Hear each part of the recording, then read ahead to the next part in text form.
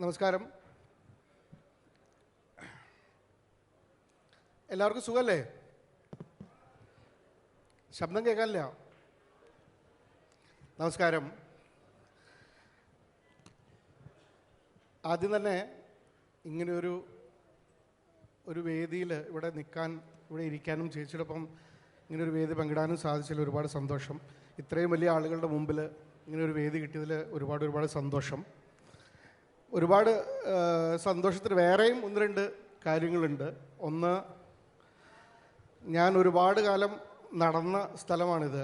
ഞാൻ എൻ്റെ pre degree പഠിച്ച സമയത്തും ഡിഗ്രി ഒരു വർഷം പഠിച്ച സമയത്തും ഇവിടെ വളരെ അടുത്ത് താമസിച്ച് ഒരുവിധം എല്ലാ മാസവും പെരുമാനത്ത് വന്നിരുന്ന ഒരാളാണ്. അപ്പോൾ അങ്ങനെ ഒരു ഭാഗ്യം അവിടെ ഇങ്ങനെ ഒരു വേദിയിൽ, പിന്നെ ഏറ്റവും വലിയൊരു ഭാഗ്യം എൻ്റെ ജീവിതത്തിൽ ഞാൻ കൺസിഡർ ചെയ്യുന്ന ഏറ്റവും വലിയ ഭാഗ്യങ്ങൾ ചിത്ര ചേച്ചിയുമായിട്ട് അടുത്ത് ഇടപഴകാൻ പറ്റി എന്നുള്ളതാണ്. അപ്പോൾ അതുകൊണ്ട് തന്നെ ഇതൊരു വലിയൊരു ഭാഗ്യമായിട്ട് കണക്കാക്കുന്നു. പിന്നെ ഇവിടെ കയറി വന്നപ്പോൾ നാരങ്ങ മിഠായി ഇരിക്കുന്നത് കണ്ടു. അപ്പോൾ അതൊന്ന് മനസ്സൊക്കെ ഒന്ന് ടെൻഷനൊക്കെ ഒന്ന് മാറാൻ അത് എനിക്ക് ഭയങ്കര ഇഷ്ടമാണ് നാരങ്ങ മിഠായി. അപ്പോൾ എന്തായാലും നാരങ്ങ മിഠായി പോലെ ഒരു കോൺവെർസേഷനാണ് ഇന്ന് ഞങ്ങൾ ഉദ്ദേശിക്കുന്നത്. അതിനു മുമ്പ് നിങ്ങൾക്ക് എല്ലാവർക്കും സ്നേഹം നിറഞ്ഞ ഒരു 2025 ആശംസിക്കുന്നു. കലർപ്പുകൾ ഉള്ള ഒരു 2025 ആശംസിക്കുന്നു. ഞാൻ ഇങ്ങനെയൊരു കാര്യം അജയൻ്റെ അടുത്ത് പറയുമ്പോൾ ഞാനത് എങ്ങനെ ചെയ്യണം എന്നെനിക്ക് വലിയൊരു പിടുത്തമൊന്നും ഉണ്ടായിരുന്നില്ല. കാരണം ഞാനൊരു സാധാരണക്കാരനായിട്ടുള്ളൊരു സംഗീതാസ്വാദകനാണ്. പക്ഷേ എനിക്ക് തോന്നുന്നത് അങ്ങനെ തന്നെ ചെയ്യാമെന്ന് ഞാൻ വിചാരിക്കുന്നു. ചേച്ചി ഒരു സാധാരണക്കാരനായിട്ടുള്ളൊരു സംഗീതാസ്വാദകന് ചിത്ര ചേച്ചിയോടൊപ്പം ഒരു അരമണിക്കൂർ സമയം സ്പെൻഡ് ചെയ്യാൻ പറ്റുകയാണെങ്കിൽ എന്തൊക്കെ ചോദിക്കാം. അപ്പോൾ ഒരുപാട് പൊട്ടത്തരങ്ങളൊക്കെ ചോദിക്കാൻ പറ്റുമെന്ന് വിചാരിക്കുന്നു. അപ്പോൾ എന്തായാലും അങ്ങനെയാണ് ഉദ്ദേശിക്കുന്നത്. വളരെ സാധാരണക്കാരൻ ആയിട്ടുള്ള ഒരു ആസ്വാദകൻ്റെ നിലയിൽ നിന്നുകൊണ്ട് എന്തൊക്കെ ചോദ്യങ്ങൾ ചോദിക്കാം. ചിലരോടൊക്കെ ഞാൻ ചോദ്യങ്ങൾ ചോദിച്ചിരുന്നു, എന്തൊക്കെ ചേച്ചിയോട് ചോദിക്കണം, നമ്മൾ അറിയുന്ന ആൾക്കാരോട്. അപ്പോൾ അവരിൽ നിന്ന് വന്ന ചില ചോദ്യങ്ങൾ ചോദിക്കാം. അതുകൂടാതെ സമയം കിട്ടുകയാണെങ്കിൽ നിങ്ങളിൽ നിന്നുള്ള ചോദ്യങ്ങൾ പറ്റുമെങ്കിൽ അതും ആവാം. അങ്ങനെയാണ് ഇപ്പോൾ വിചാരിച്ചിരിക്കുന്നത്. എന്തായാലും 1/4 മണിക്കൂർ നിങ്ങൾക്ക് ബോറടിപ്പിക്കില്ല എന്ന് വിചാരിക്കുന്നു. അപ്പോൾ എല്ലാം തുടങ്ങുന്നതിന് മുമ്പ് ആദ്യം തന്നെ ചേച്ചിയോട് ചോദിക്കട്ടെ, ഈ അവാർഡ് കിട്ടിയതിനെക്കുറിച്ചും.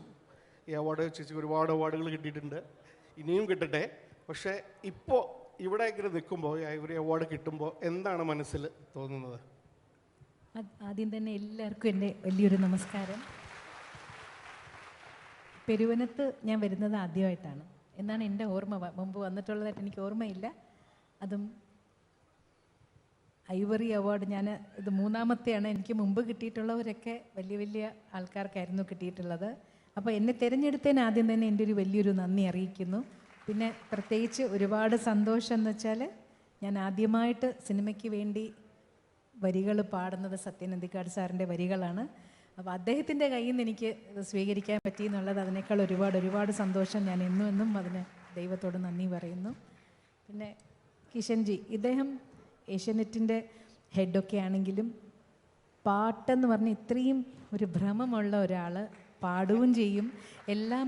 ഒരുപാട് മ്യൂസിക് ക്ലബ്ബുകളിൽ അദ്ദേഹം മെമ്പറാണ്. അപ്പോൾ ഇത്രയും സംഗീതം ആസ്വദിക്കുന്ന ഒരാളോടൊപ്പം ഇരുന്ന് സംവദിക്കാൻ പറ്റുകയെന്ന് പറഞ്ഞാൽ ഒരുപാട് സന്തോഷം. ഇന്ന് വിദ്യാരമാഷും എല്ലാവരും ഉണ്ട്. അപ്പോൾ എനിക്ക് സത്യം പറഞ്ഞാൽ മാഷൊക്കെ ഇരിക്കുമ്പോൾ എനിക്ക് പറയാനൊരു ചെറിയ പേടിയുണ്ട്. എന്നാലും എൻ്റെ അറിവിൽ എൻ്റെ കുറച്ച് നാളത്തെ എക്സ്പീരിയൻസ് വെച്ച് എനിക്ക് എന്തൊക്കെ അറിയാമോ അത് അദ്ദേഹം ചോദിച്ചാൽ ഞാൻ പറയാം. അത് ചേച്ചി പറഞ്ഞപ്പോൾ ഒരു ഭയങ്കര സ്നേഹത്തിൻ്റെ ഒരു ഈവനിങ് ആണെന്ന് എനിക്ക് തോന്നി. കാരണം സ്നേഹം ഒരുപാട് സിനിമകളിലൂടെ നമുക്ക് സ്നേഹമുള്ള കഥകൾ പറഞ്ഞിട്ടുള്ള സത്യേട്ടൻ ഇവിടെ ഉണ്ട്. സ്നേഹത്തിൻ്റെ മൂർത്തിഭാവമായിട്ടാണ് ഞാൻ ചേച്ചിയെ കാണാറുള്ളത്.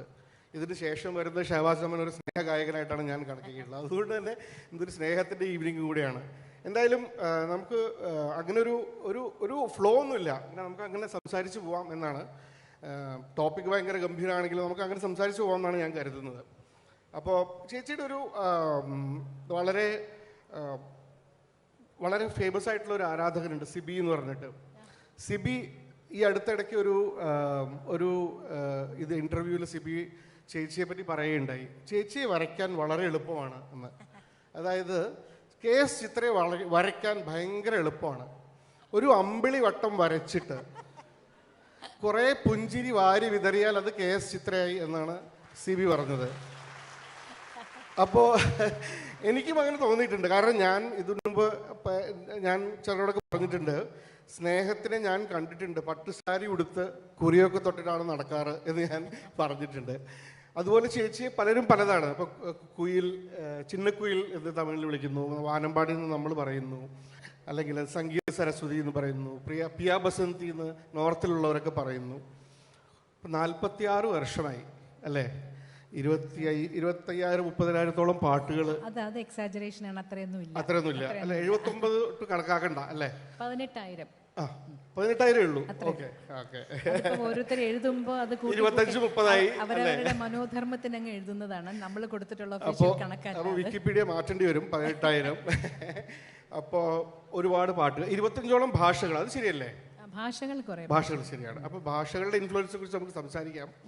അപ്പോൾ ഇതൊക്കെ ചെയ്തു, ഒരുപാട് ജോണറുകളൊക്കെ ചെയ്തു. എന്നാലും ഞാൻ ഇപ്പോൾ ചിത്രചേച്ചിയോട് ചോദിക്കുകയാണ്, KS ചിത്ര അല്ലെങ്കിൽ KS ചിത്ര എന്ന കലാകാരിയെ, KS ചിത്ര എന്ന കലാകാരിയുടെ ശൈലിയെ വിവരിക്കാൻ ഒരു 5 മാർക്കിൻ്റെ ചോദ്യം ആണെങ്കിൽ ആ ഉത്തരക്കടലാസിൽ എന്തെഴുതും? എനിക്ക് മെലഡീസാണ് ഏറ്റവും കൂടുതൽ ഇഷ്ടം. പക്ഷെ നമ്മളിപ്പോൾ ഈ ഒരു സിനിമ എന്ന് പറഞ്ഞൊരു മേഖലയിൽ നിൽക്കുമ്പോൾ മെലഡി മാത്രമേ പാടുള്ളൂ എന്ന് പറയാൻ പറ്റില്ല. നമ്മൾ വീട്ടിൽ നിന്ന് പോകുമ്പോൾ ഇന്ന് എന്ത് പാട്ടാണ് പാടുന്നതെന്നുള്ളത് നമുക്കറിയില്ലല്ലോ. അപ്പോൾ അവിടെ ചെല്ലുമ്പോൾ ചിലപ്പോൾ ഒരു ക്ലബ് സോങ് ആയിരിക്കാം, അല്ലെങ്കിൽ ചിലപ്പോൾ ഒരു കരച്ചിൽ പാട്ടായിരിക്കാം. അങ്ങനെ എന്ത് മൂഡിലുള്ള പാട്ടാണെന്ന് അറിയില്ല. അപ്പോൾ അതനുസരിച്ച് മെൻ്റലി പ്രിപ്പയർഡ് ആയിട്ട് പോകണം. ഞാനതിന് വേണ്ടിയിട്ട് ആശ്രയിച്ചിട്ടുള്ളത് എൻ്റെ സീനിയർ സിംഗേഴ്സാണ്. എല്ലാവരും അവരൊക്കെ പാടി വെച്ചിട്ടുണ്ട് ഓൾറെഡി. ഒരുപാട് പലതരം പാട്ടുകൾ അവർ പാടിയിട്ടുണ്ട്. അപ്പോൾ ഓരോ പാട്ട് പാടുമ്പോഴും ആ പാട്ട് പോലെ അല്ലെങ്കിൽ ഈ പാട്ട് പോലെ എന്ന് എനിക്ക് റെഫറൻസിന് എൻ്റെ സീനിയർ സിംഗേഴ്സിൻ്റെ ജാനകി അമ്മ, സുശീല അമ്മ, പി ലീല ചേച്ചി, അതുപോലെ എല്ലാ ഈശ്വരി അമ്മ, ജിക്കി അമ്മ, ജമുന, ഒരുപാട് പേരുണ്ടായിരുന്നല്ലോ. അവരൊക്കെയാണ് എൻ്റെ reference. Dasettan, SPB sir, of course എല്ലാവരും, അവരെല്ലാവരും. അപ്പോൾ അങ്ങനെ ചോദിക്കുകയാണെങ്കിൽ അവരിലൊക്കെ കുറച്ചുകൂടി സ്പെസിഫിക് ആയിട്ട് ചോദിക്കുകയാണെങ്കിൽ ഇവരിലൊക്കെ എന്താണ് ഇൻഫ്ലുവൻസ്? ആരാണ്? ഇപ്പോൾ ഫോർ എക്സാമ്പിൾ ചേച്ചി പറഞ്ഞു കേട്ടിട്ടുണ്ട് ജാനകി അമ്മ കൊടുക്കുന്ന ഭാവം ഞാൻ ഒരുപാട് ശ്രമിക്കാറുണ്ട് എന്നൊക്കെ പറയാറ്. അപ്പോൾ ഇവരിൽ നിന്നൊക്കെ എന്തെങ്കിലും നമ്മൾ പലതും പഠിക്കുമല്ലോ. അപ്പോൾ എങ്ങനെയാണ്? കാരണം ഞാനൊരു കഥ കേട്ടിട്ടുള്ളത്, ഒരിക്കലും പാട്ട് ഇങ്ങനെ ഒരു ഫീൽഡിൽ എത്തണ്ട എന്നൊക്കെ കരുതി BA മലയാളം മ്യൂസിക് ഒക്കെ പഠിച്ച് ഒരു അധ്യാപിക ആവണം എന്നൊക്കെ. അത് തന്നെയായിരുന്നു എൻ്റെ ആംബിഷൻ. അങ്ങനെ തന്നെയായിരുന്നു. എൻ്റെ അച്ഛനും അമ്മയും ടീച്ചേഴ്സാണ്. അപ്പം എനിക്കും ഇഷ്ടമുള്ള, ഞാൻ വലിയ ബ്രൈറ്റ് സ്റ്റുഡൻ്റ് ഒന്നും ആയിരുന്നില്ല, ആവറേജ്, ജയിച്ചു പോകും എന്നുള്ളതേ ഉള്ളൂ. എൻ്റെ അച്ഛനും അമ്മയും പറയും കയ്യാല പുറത്തെ തേങ്ങയാണ്, ഇങ്ങോട്ടും വീഴാം അങ്ങനത്തെ ഒരു സ്റ്റുഡൻ്റ് ആയിരുന്നു ഞാൻ. അപ്പം അതുകൊണ്ട് വലിയ ബ്രില്യൻസ് ഒന്നും പ്രതീക്ഷിക്കാനായിരുന്നു. അപ്പം ഞാൻ മ്യൂസിക്, എനിക്ക് ഏറ്റവും താല്പര്യമുള്ള വിഷയം സംഗീതമായതുകൊണ്ട് മ്യൂസിക് മെയിൻ എടുത്തിട്ടാണ് കോളേജിൽ പഠിച്ചത്. അപ്പോൾ എനിക്ക് തീർച്ചയായിരുന്നു BA കംപ്ലീറ്റ് ചെയ്ത് MAയും കൂടെ ചെയ്ത് കഴിഞ്ഞാൽ എനിക്ക് ഏതെങ്കിലും കോളേജിൽ മ്യൂസിക് ലെക്ചററായിട്ട് അല്ലെങ്കിൽ സ്കൂളിൽ മ്യൂസിക് ടീച്ചറായിട്ട് ജോലി കിട്ടും, ഒരു ഗവൺമെൻറ് ജോലി. ഇല്ല, അത് സിനിമ എന്നൊക്കെ പറയണത് നമുക്ക് അങ്ങനെ അവിടെ ആരെയും അറിഞ്ഞുകൂടാ, ഏതാന്ന് അറിയില്ല. അപ്പം അങ്ങനെ ഒരു മേഖലയിൽ വരുമെന്ന് ഒരിക്കൽ പോലും സ്വപ്നത്തിൽ പോലും വിചാരിച്ചിട്ടില്ല. പക്ഷെ അപ്പോൾ അതിന് മേഖലയ്ക്ക് വന്നപ്പോൾ തുടക്കകാലത്ത് സത്യം പറഞ്ഞാൽ സിന്ധു ഭൈരവി എന്നൊരു മൂവി വന്ന് എനിക്ക് അതിനൊരു അവാർഡൊക്കെ കിട്ടി. 85-ലാണ് അത് പാടുന്നത്. അതുവരെ ഇതും എൻ്റെ പ്രൊഫഷൻ ആകും എന്നൊരു ചിന്ത ഉണ്ടായിരുന്നില്ല. റെക്കോർഡിങ്ങിന് വിളിക്കും, ട്രിവാൻഡ്രത്തുനിന്ന് വന്ന് ചെന്നൈയിലോട്ട് പോവും, റെക്കോർഡ് ചെയ്ത് തിരിച്ചു പോകും. അങ്ങനെയായിരുന്നു വന്നും പോയി. എൻ്റെ അച്ഛന് ഒരു നിർബന്ധം ഉണ്ടായിരുന്നു, വരുന്ന ഓഫേഴ്സ് ഒന്നും മിസ് ചെയ്യാൻ പാടില്ല. നമ്മളായിട്ട് അങ്ങോട്ട് തേടി പോകാൻ പറ്റിയിട്ടില്ലെങ്കിലും ഇങ്ങോട്ട് വിളിക്കുന്നതിന് തീർച്ചയായിട്ടും പോകണം. എൻ്റെ രണ്ടുപേരും ജോലിക്ക് പൊയ്ക്കൊണ്ടിരുന്നവരായതുകൊണ്ട് അവർക്ക് അങ്ങനെ ലീവ് എടുത്ത് വരാൻ പറ്റില്ല. അച്ഛന് പക്ഷെ ഇങ്ങനെ വിളിക്കുന്നതിന് പോവാതിരിക്കാൻ പാടില്ല എന്നുള്ളൊരു ഇത് ഉള്ളതുകൊണ്ട് ആരെങ്കിലും എൻ്റെ കൂടെ മാറി എൻ്റെ അമ്മായിയോ അല്ലെങ്കിൽ കസിൻ ബ്രദേഴ്സ് ആരെങ്കിലും അങ്ങനെ ആരെങ്കിലും ഇവിടെ ഒപ്പം അയക്കുമായിരുന്നു. പക്ഷെ പഠിപ്പിച്ച ഗുരുക്കന്മാരുടെ ഒരു ഇൻഫ്ലുവൻസ് ഉണ്ടായിരുന്നു അല്ലേ? പ്രഭാകർ സാർ അല്ലെങ്കിൽ പരമാവർമ്മ സാറിനടുത്ത് ഞാൻ ദക്ഷിണ കൊടുത്തേ ഉള്ളൂ. പഠിച്ചത് ചേച്ചിയാണ് പഠിച്ചത്. അതെ. പിന്നെ ഞാൻ വീടിൻ്റെ അടുത്ത് തന്നെ ഒരു പാട്ടിയമ്മ എടുത്ത് പോയിട്ടാണ് ആദ്യത്തെ ദിശകളും അലങ്കാരം അതൊക്കെ പഠിച്ചത് എൻ്റെ വീട്ടിൻ്റെ അടുത്തുള്ളൊരു പാട്ടിയമ്മയുടെ അടുത്തു നിന്നാണ്. ശരിക്കും ആധികാരികമായിട്ട് പഠിച്ചത് ഓമനക്കുട്ടി. പക്ഷെ അന്ന് പഠിക്കുമ്പോൾ ഇൻട്രസ്റ്റോട് കൂട്ടിയാണോ പഠിച്ചത്? ഇൻട്രസ്റ്റോട്, അതെ തീർച്ചയായിട്ടും. തീർച്ചയായിട്ടും ഉണ്ടായിരുന്നു. ഞാൻ ചേച്ചിയെ പ്രഭാകർ വർമ്മ സാറ് ചേച്ചിയെ പഠിപ്പിക്കുമ്പം ഞാനവിടെ മുറ്റത്ത് കളിച്ച് നടക്കുകയാണെങ്കിലും എൻ്റെ ഒരു ചെവി ഇവിടെ ആയിരിക്കും. അപ്പോൾ അങ്ങനെ ഈ ആദ്യത്തെ എനിക്കൊരു സെൻട്രൽ ഗവൺമെൻറ്റിൻ്റെ കൾച്ചറൽ ടാലൻറ്റ് സെർച്ച് സ്കോളർഷിപ്പ്, ആ സ്കോളർഷിപ്പിൻ്റെ ടെസ്റ്റിന് പോകുമ്പം ആപ്റ്റിറ്റ്യൂഡ് ടെസ്റ്റ് ഉണ്ട്. അതിന് പോകുമ്പോൾ മിനിമം 2 വർഷമെങ്കിലും പഠിച്ചിരിക്കണം എന്നാണ് അതിനകത്തുള്ളത്. ഞാനൊന്നും ബേസിക്സ് പഠിച്ചിട്ടില്ല. പക്ഷെ ചേച്ചി പാടുന്നത് കേട്ട് ഞാൻ രാഗമൊക്കെ പാടുമായിരുന്നു. അപ്പം ആ ടെസ്റ്റിന് പോയപ്പോൾ കേൾക്കുന്നതിനെ കുറിച്ച് ജോൺസൺ മാഷ് വളരെ രസകരമായിട്ട് ചിത്രീകരിച്ചു പറഞ്ഞു. അതിനെക്കുറിച്ച് ഞാൻ വരാം, അതിലേക്ക് അങ്ങോട്ട് വരാം. കാരണം അത് പിന്നീട് സഹായിച്ചതായിട്ട് അതിന് മുമ്പ്. അപ്പോൾ അങ്ങനെയാണത് കണ്ടിന്യൂ ചെയ്യുന്നത്. അപ്പം അങ്ങനെ അവിടെ പോയി ടെസ്റ്റിന് ഞാൻ തോടി രാഗം പാടി, കീർത്തനം, നിരവൽ, സ്വരം ഒക്കെ പാടിച്ചത് കോമ്പറ്റീഷന് വേണ്ടി ചേച്ചിക്ക് പഠിപ്പിച്ച് കൊടുത്തത്. അതങ്ങനെ ചേച്ചി പ്രാക്ടീസ് ചെയ്യുന്ന കേട്ട് ഞാൻ പഠിച്ചിരുന്നതാണ്. അപ്പോൾ പാടിയെല്ലാം കഴിഞ്ഞ ശേഷം അവരെന്നോട് ചോദിച്ചു എന്ത് രാഗമാണെന്ന് ചോദിച്ചു. തോടി എന്ന് പറഞ്ഞു. ആരോഹണം അവരോഹണം പറയാൻ പറഞ്ഞു. അതറിയില്ല, അത് പഠിച്ചിട്ടില്ല. അപ്പോൾ ഞാൻ ഈ അറിഞ്ഞുകൂടാന്ന് തന്നെ പറഞ്ഞു.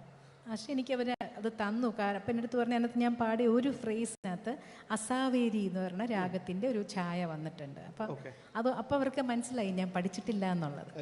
പക്ഷെ എനിക്ക് തന്നു, സ്കോളർഷിപ്പ് തന്നു. അപ്പോൾ അങ്ങനെയാണ് ഫസ്റ്റ് ഇനീഷ്യൽ ആയിട്ടുള്ള ഒരു ഫേസ് ഉണ്ടായത്. 7 വർഷം ഓമനക്കുട്ടി ടീച്ചറിൻ്റെ അടുത്ത് പഠിച്ചു. അപ്പോൾ ആദ്യത്തെ സിനിമകളൊക്കെ എങ്ങനെയായിരുന്നു? അതിൻ്റെ ഒരു എക്സ്പീരിയൻസ് ഒക്കെ എങ്ങനെയായിരുന്നു? ഇപ്പോൾ സത്യേട്ടൻ്റെ എഴുതിയ പാട്ടുകളായിക്കോട്ടെ. കാരണം എനിക്ക് എൻ്റെ ഓർമ്മയിലെ ഏറ്റവും ആദ്യത്തെ ചേച്ചിയുടെ പാട്ട് ആളൊരുങ്ങി അരങ്ങൊരുങ്ങി, ആ പാട്ടാണ് എനിക്ക് ആദ്യമായിട്ട് ഓർമ്മയിൽ വരുന്ന ആദ്യത്തെ പാട്ട്.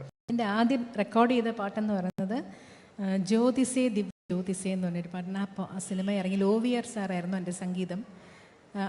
അതൊരു നല്ല എക്സ്പീരിയൻസ് ആയിരുന്നില്ല. കാരണം ആക്കുളത്തൊരു പുതിയതായിട്ട് തുടങ്ങിയ ഒരു സ്റ്റുഡിയോയിലാണ് അത് പോയി റെക്കോർഡ് ചെയ്തത്.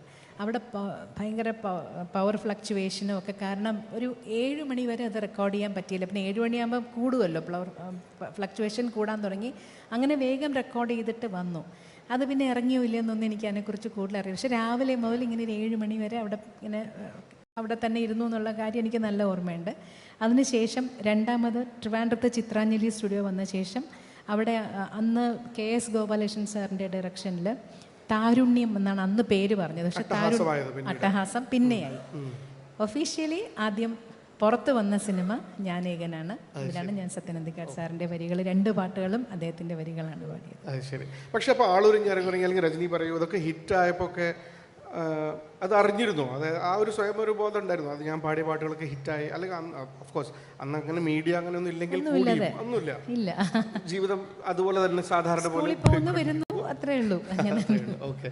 ഈ പാടറിയെ പഠിപ്പറിയെ ആണല്ലോ ഒരു വലിയൊരു സിഗ്നിഫിക്കൻ്റ് ആയിട്ടുള്ള ഒരു ആദ്യത്തെ ഒരു അവാർഡ് എന്ന് പറഞ്ഞ് കിട്ടുന്നത് നമ്മുടെ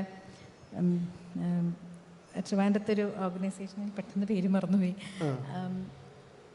അവരുടെ ഒരു അവാർഡായിരുന്നു. അത് കഴിഞ്ഞ് പിന്നെ ഒരു സ്റ്റേറ്റ് അവാർഡ് ആദ്യമായിട്ട് കിട്ടുന്നത് നോക്കത്താ ദൂരത്ത് അല്ല, നോക്കത്താ ദൂരത്തിനാണ് മറ്റേ അവാർഡ് കിട്ടിയത്. സ്റ്റേറ്റ് അവാർഡ് കിട്ടുന്ന പൂമാനമേക്കാണ് ആദ്യം. നിറക്കൂട്ടിലെ പാട്ട്. അപ്പോൾ ഈ കാരണം ഞാനൊരു കാര്യം ചോദിക്കാൻ, എനിക്ക് ഈ നമ്മളുടെ ടോപ്പിക്കുമായിട്ട് ബന്ധപ്പെട്ടിട്ട് ചോദിക്കുമ്പോൾ, കാരണം ഒരു പ്ലേ ബാക്ക് സിംഗർ ആവുമ്പോൾ നമ്മളിപ്പോൾ ഒരു കർണാട്ടിക് മ്യൂസീഷ്യൻ ആണെങ്കിൽ സ്വന്തമായിട്ടുള്ള ശൈലി വരുത്താം, മനോധർമ്മമായിട്ടായാലും സ്വന്തമായിട്ടുള്ളൊരു ശൈലി വരുത്താൻ പറ്റും. നമ്മളൊരു ഇൻഡിപെൻഡൻറ്റ് മ്യൂസീഷ്യൻ ആണെങ്കിലും ആ ഒരു ശൈലി വരുത്താമെങ്കിലും ഒരു പ്ലേ ബാക്ക് സിംഗർക്ക് ശൈലി എന്നുള്ളത് കുറച്ചൊരു ലിമിറ്റേഷൻ ഉണ്ടെന്നാണ് ഞാൻ മനസ്സിലാക്കിയത്. എന്ന് വെച്ചാൽ അതിൻ്റെ നമ്മളൊരു ക്രിയേറ്റർ അല്ലല്ലോ, നമ്മളൊരു മ്യൂസിക് ഡയറക്ടർ ക്രിയേറ്റ് ചെയ്യുന്ന ഒരാൾ എഴുതി അതിനെ ചിട്ടപ്പെടുത്തി വരുന്ന ആ ഒരു ബൗണ്ടറികൾക്കുള്ളിൽ നിന്നുകൊണ്ട് സിനിമയുടെ ഒരു കോണ്ടെക്സ്റ്റിൽ, കഥയുടെ കോണ്ടെക്സ്റ്റിലാണല്ലോ. പക്ഷേ അത് എങ്ങനെയാണ് പോകുന്തോറും അത് ഒരു പറഞ്ഞതിനകത്ത് ഞാൻ ഈ പറഞ്ഞ പോലെ ഒരുപാട് കേൾക്കണം എന്ന് പറയും. പലരുടെ നമ്മുടെ സീനിയേഴ്സ് ആയിരുന്നെങ്കിലും പല പല ജോണേഴ്സിലുള്ള ആൾക്കാരുടെ ഒരുപാട് പാട്ടുകൾ കേട്ട് തന്നെ നമുക്ക് ഒരാളിനെ മാത്രം എപ്പോഴും നമ്മുടെ ഒരു ടെൻഡൻസി എന്ന് പറയുന്നത് നമ്മുടെ ഒരു ഗുരുവിൻ്റെ അടുത്ത് നിന്ന് പഠിക്കുമ്പോൾ നമ്മൾ ആ ഗുരുവിനെ ഇമിറ്റേറ്റ് ചെയ്യുക ചെയ്യുന്നത്.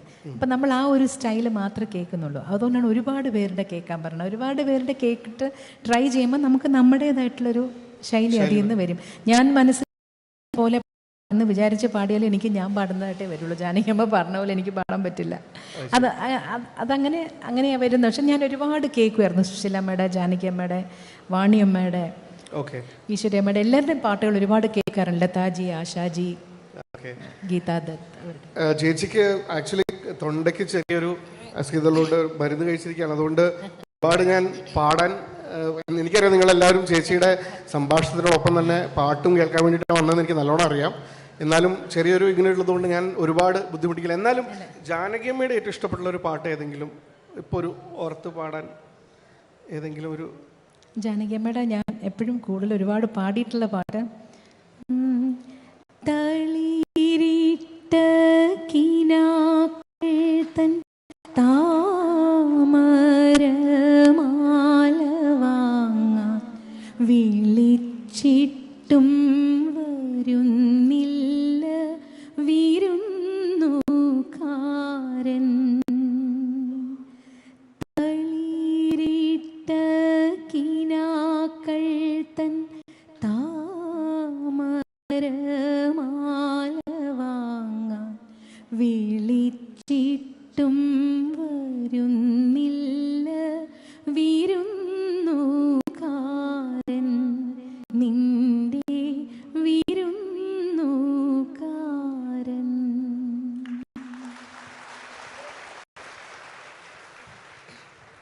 ഞങ്ങൾ സ്റ്റാർ സിംഗർ ഷൂട്ട് ചെയ്യുമ്പോൾ ഇതുപോലെ പെട്ടെന്ന് ചേച്ചി 3-4 വരി പാടും. ആകെ നിശബ്ദതയായിരിക്കും. അതിനുശേഷം നമ്മളിങ്ങനെ നോക്കുമ്പോൾ ചിലർ ചെയ്യുന്നുണ്ടാവും, ചിലരിങ്ങനെ ഏതോ ഒരു ലോകത്ത് നിൽക്കുന്നുണ്ടാവും. അത് കഴിഞ്ഞിട്ട് നമ്മളിപ്പോൾ ഏതൊരു സിനിമയിലില്ലേ, ഇപ്പോൾ ഇന്നസെൻ്റ് പറഞ്ഞല്ലേ എന്താപ്പണ്ടായേ എന്ന് പറയില്ലേ, ആ ഒരു ഫീലില്. അതുകൊണ്ട് എപ്പോഴും അതൊരു വലിയൊരു മഹാഭാഗ്യം. അതുകൊണ്ട് ഞാൻ ഒരുപാട് ബുദ്ധിമുട്ടിക്കില്ലെങ്കിൽ കുറച്ച് ബുദ്ധിമുട്ടിക്കും. അപ്പോൾ ഈ തുടക്കം വെച്ചത് രാധാകൃഷ്ണൻ ചേട്ടൻ്റെ കൂടെയാണല്ലോ. അപ്പോൾ ആ ഒരു ഞാൻ ചോദിക്കാൻ കാരണം ഒരുപാട് കൊളാബറേഷൻ മ്യൂസിക് ഡയറക്ടേഴ്സുമായിട്ട്. അപ്പോൾ ആ ചേച്ചിയുടെ ആ ഒരു ജേർണി മനസ്സിലാക്കാനും കൂടിയിട്ടാണ്. അപ്പോൾ രാധാകൃഷ്ണൻ ചേട്ടൻ്റെ തുടക്കം അതെങ്ങനെയായിരുന്നു? രാധാകൃഷ്ണൻ ചേട്ടനെയും മോമൻ ചേച്ചിയൊക്കെ ഞാനൊക്കെ കുഞ്ഞായിരിക്കുന്ന സമയത്ത് മുതൽ എൻ്റെ അച്ഛനുമായിട്ടൊക്കെ അവർക്ക് നല്ല അടുപ്പമായിരുന്നു.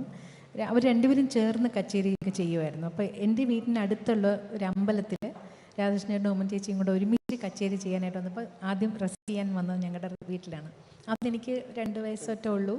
അപ്പം ഞാൻ 3 വയസ്സ് എൻ്റെ അനിയൻ ജനിച്ച സമയത്താണ്. അപ്പോൾ അനിയന് വേണ്ടി കെട്ടിയ തൊട്ടിൽ ഇരുന്നിട്ട് ഞാനിങ്ങനെ അപ്പോൾ ആരാ വന്നിരിക്കുന്നതെന്നൊന്നും അറിയില്ലല്ലോ, കുഞ്ഞു പ്രായമല്ല. അപ്പം ഞാനിരുന്ന് പ്രിയതമ പാടിയത്. അപ്പോൾ പാടിയത് കേട്ടപ്പോൾ ഉമ്മൻ ചേച്ചി പറഞ്ഞു, ഈ കുഞ്ഞ് വലുതാകുമ്പോൾ ഞാൻ പഠിപ്പിക്കും കേട്ടോ, ഞാൻ ഇപ്പോഴേ പറഞ്ഞു വെച്ചിരിക്കുകയാണെന്ന് പറഞ്ഞു അച്ഛനോട്.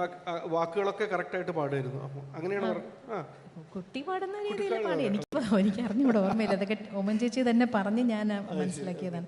അപ്പോൾ അതിനുശേഷം എനിക്കൊരു 5 വയസ്സൊക്കെ ഉള്ളപ്പോൾ ആകാശവാണിയിൽ കൃഷ്ണാഷ്ടമിക്ക് ഈ സംഗീത ശില്പം ഉണ്ടല്ലോ അന്ന്.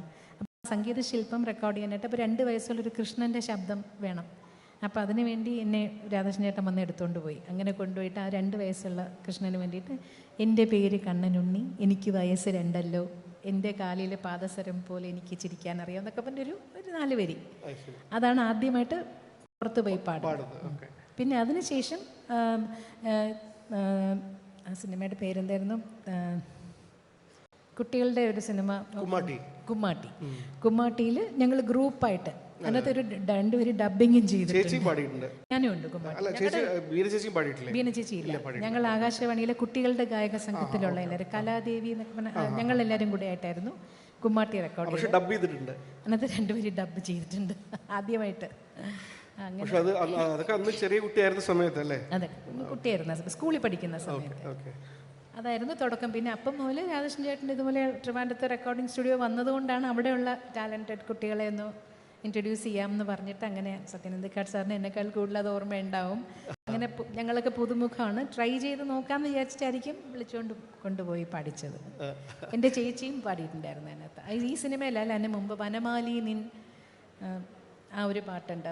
അത് ഈ താരുണ്യത്തിനകത്ത് തന്നെ ദാസൻ പാടിയ പാട്ടുണ്ട്. അതിനകത്തൊരു നല്ല ബ്യൂട്ടിഫുൾ ഹമ്മിങ് ഉണ്ട്. അതെൻ്റെ ചേച്ചി പാടിയതായിരുന്നു. ഓക്കെ. ഈ രാധാകൃഷ്ണൻ ചേട്ടൻ വളരെ ഒരുപാട് ഇന്നോവേഷൻ ചെയ്യുന്ന ഒരു മ്യൂസിക് ആയിരുന്നല്ലോ. ഒരുപാട്. അപ്പോൾ ഈ അംഗോപാംഗം എന്ന ദേവാസുരത്തിലെ പടം, ആ പാട്ട് അങ്ങനെ കേട്ടിട്ടുണ്ട്. സത്യമാണോന്ന് അറിയില്ല. അതായത് വേറെ ആരോ ആണ് പാടേണ്ടിയിരുന്നത്, പക്ഷെ അവർ വിളിച്ചിട്ട് അവർ പാട്ടിൽ ശരിയാവാതെ ഒരുപാട് ട്രൈ ചെയ്തിട്ട് അതിന് ശേഷമാണ് ചേച്ചി വന്നിട്ട് ഒറ്റ ടേക്കിൽ അത് പാടി അത്രയും ബുദ്ധിമുട്ടായിട്ടുള്ള ഒരു പടം അങ്ങനെയൊക്കെ കേട്ടിട്ടുണ്ട്. അത് ശരിയാണോ? അതോ അത് ശരിയല്ല?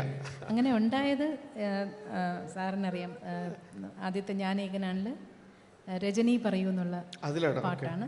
അത് പാടി ശരിയാവാഞ്ഞിട്ടല്ല, പാടി, പക്ഷെ അതൊന്നുകൂടെ എടുക്കണമായിരുന്നു. പക്ഷെ അന്ന് അവരുടെ കുടുംബത്തിൽ നിന്നുള്ളൊരു അച്ഛൻ ഭയങ്കര സ്ട്രിക്റ്റ് ആയിരുന്നു. അങ്ങനെ അച്ഛൻ വന്ന് വിളിച്ചുകൊണ്ട് പോകുമായിരുന്നു. അപ്പോൾ അത് കംപ്ലീറ്റ് ചെയ്യാൻ പറ്റിയില്ല. അതുകൊണ്ട് അത് ഞാൻ പാടിയെന്നുള്ളത്. സത്യമായിട്ടുള്ള സ്ഥിതിക്ക് അതൊരു അല്ലേ കുറച്ചൊരു രണ്ടു വരി. രജനി പറയൂ പൂനിലാവിൻ പരിലാളനത്താൽ നൊമ്പരങ്ങൾ മായുമോ രജനി പറയൂ. ഇതിൽ ഞാൻ പാടിയ പാട്ട് പ്രണയവസന്തം കളിരണിയുമ്പോൾ പ്രിയ സഖി എന്തേ മൗനം, നീ അഴകിൻ കതിരായണയുമ്പോൾ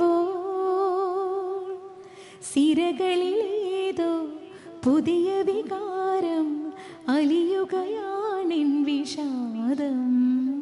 ഇതാണ് ഞാൻ ഒറിജിനലി പാടിയത്. ആ 80s ഏറ്റവും കൂടുതൽ ആക്റ്റീവായിട്ട് തുടങ്ങിയതും. അപ്പോൾ എനിക്ക് തോന്നുന്നത് ഞാൻ ഇതിനു മുമ്പ് പറഞ്ഞിട്ടുള്ള 80s ഒരുപാട് മലയാള സിനിമയിൽ ഒരുപാട് എല്ലാ മേഖലകളിലും, ഇപ്പോൾ അഭിനയത്തിലായാലും സംവിധാനത്തിലായാലും ഒക്കെ ഒരുപാട് നമ്മുടെ ഇൻഡസ്ട്രി ഏറ്റവും വലിയ രത്നങ്ങൾ വന്നിട്ടുള്ളൊരു സമയമാണ് 80s. ഇപ്പോൾ ഡയറക്ഷൻ ആയാലും ആക്ടിങ് ആയാലും മ്യൂസിക് ഡയറക്ഷൻ ആയാലും ഒക്കെ. അപ്പോൾ ഏറ്റവും വലിയ ആൾക്കാരായിരുന്നു ജോൺസൺ മാഷും രവീന്ദ്രൻ മാഷും.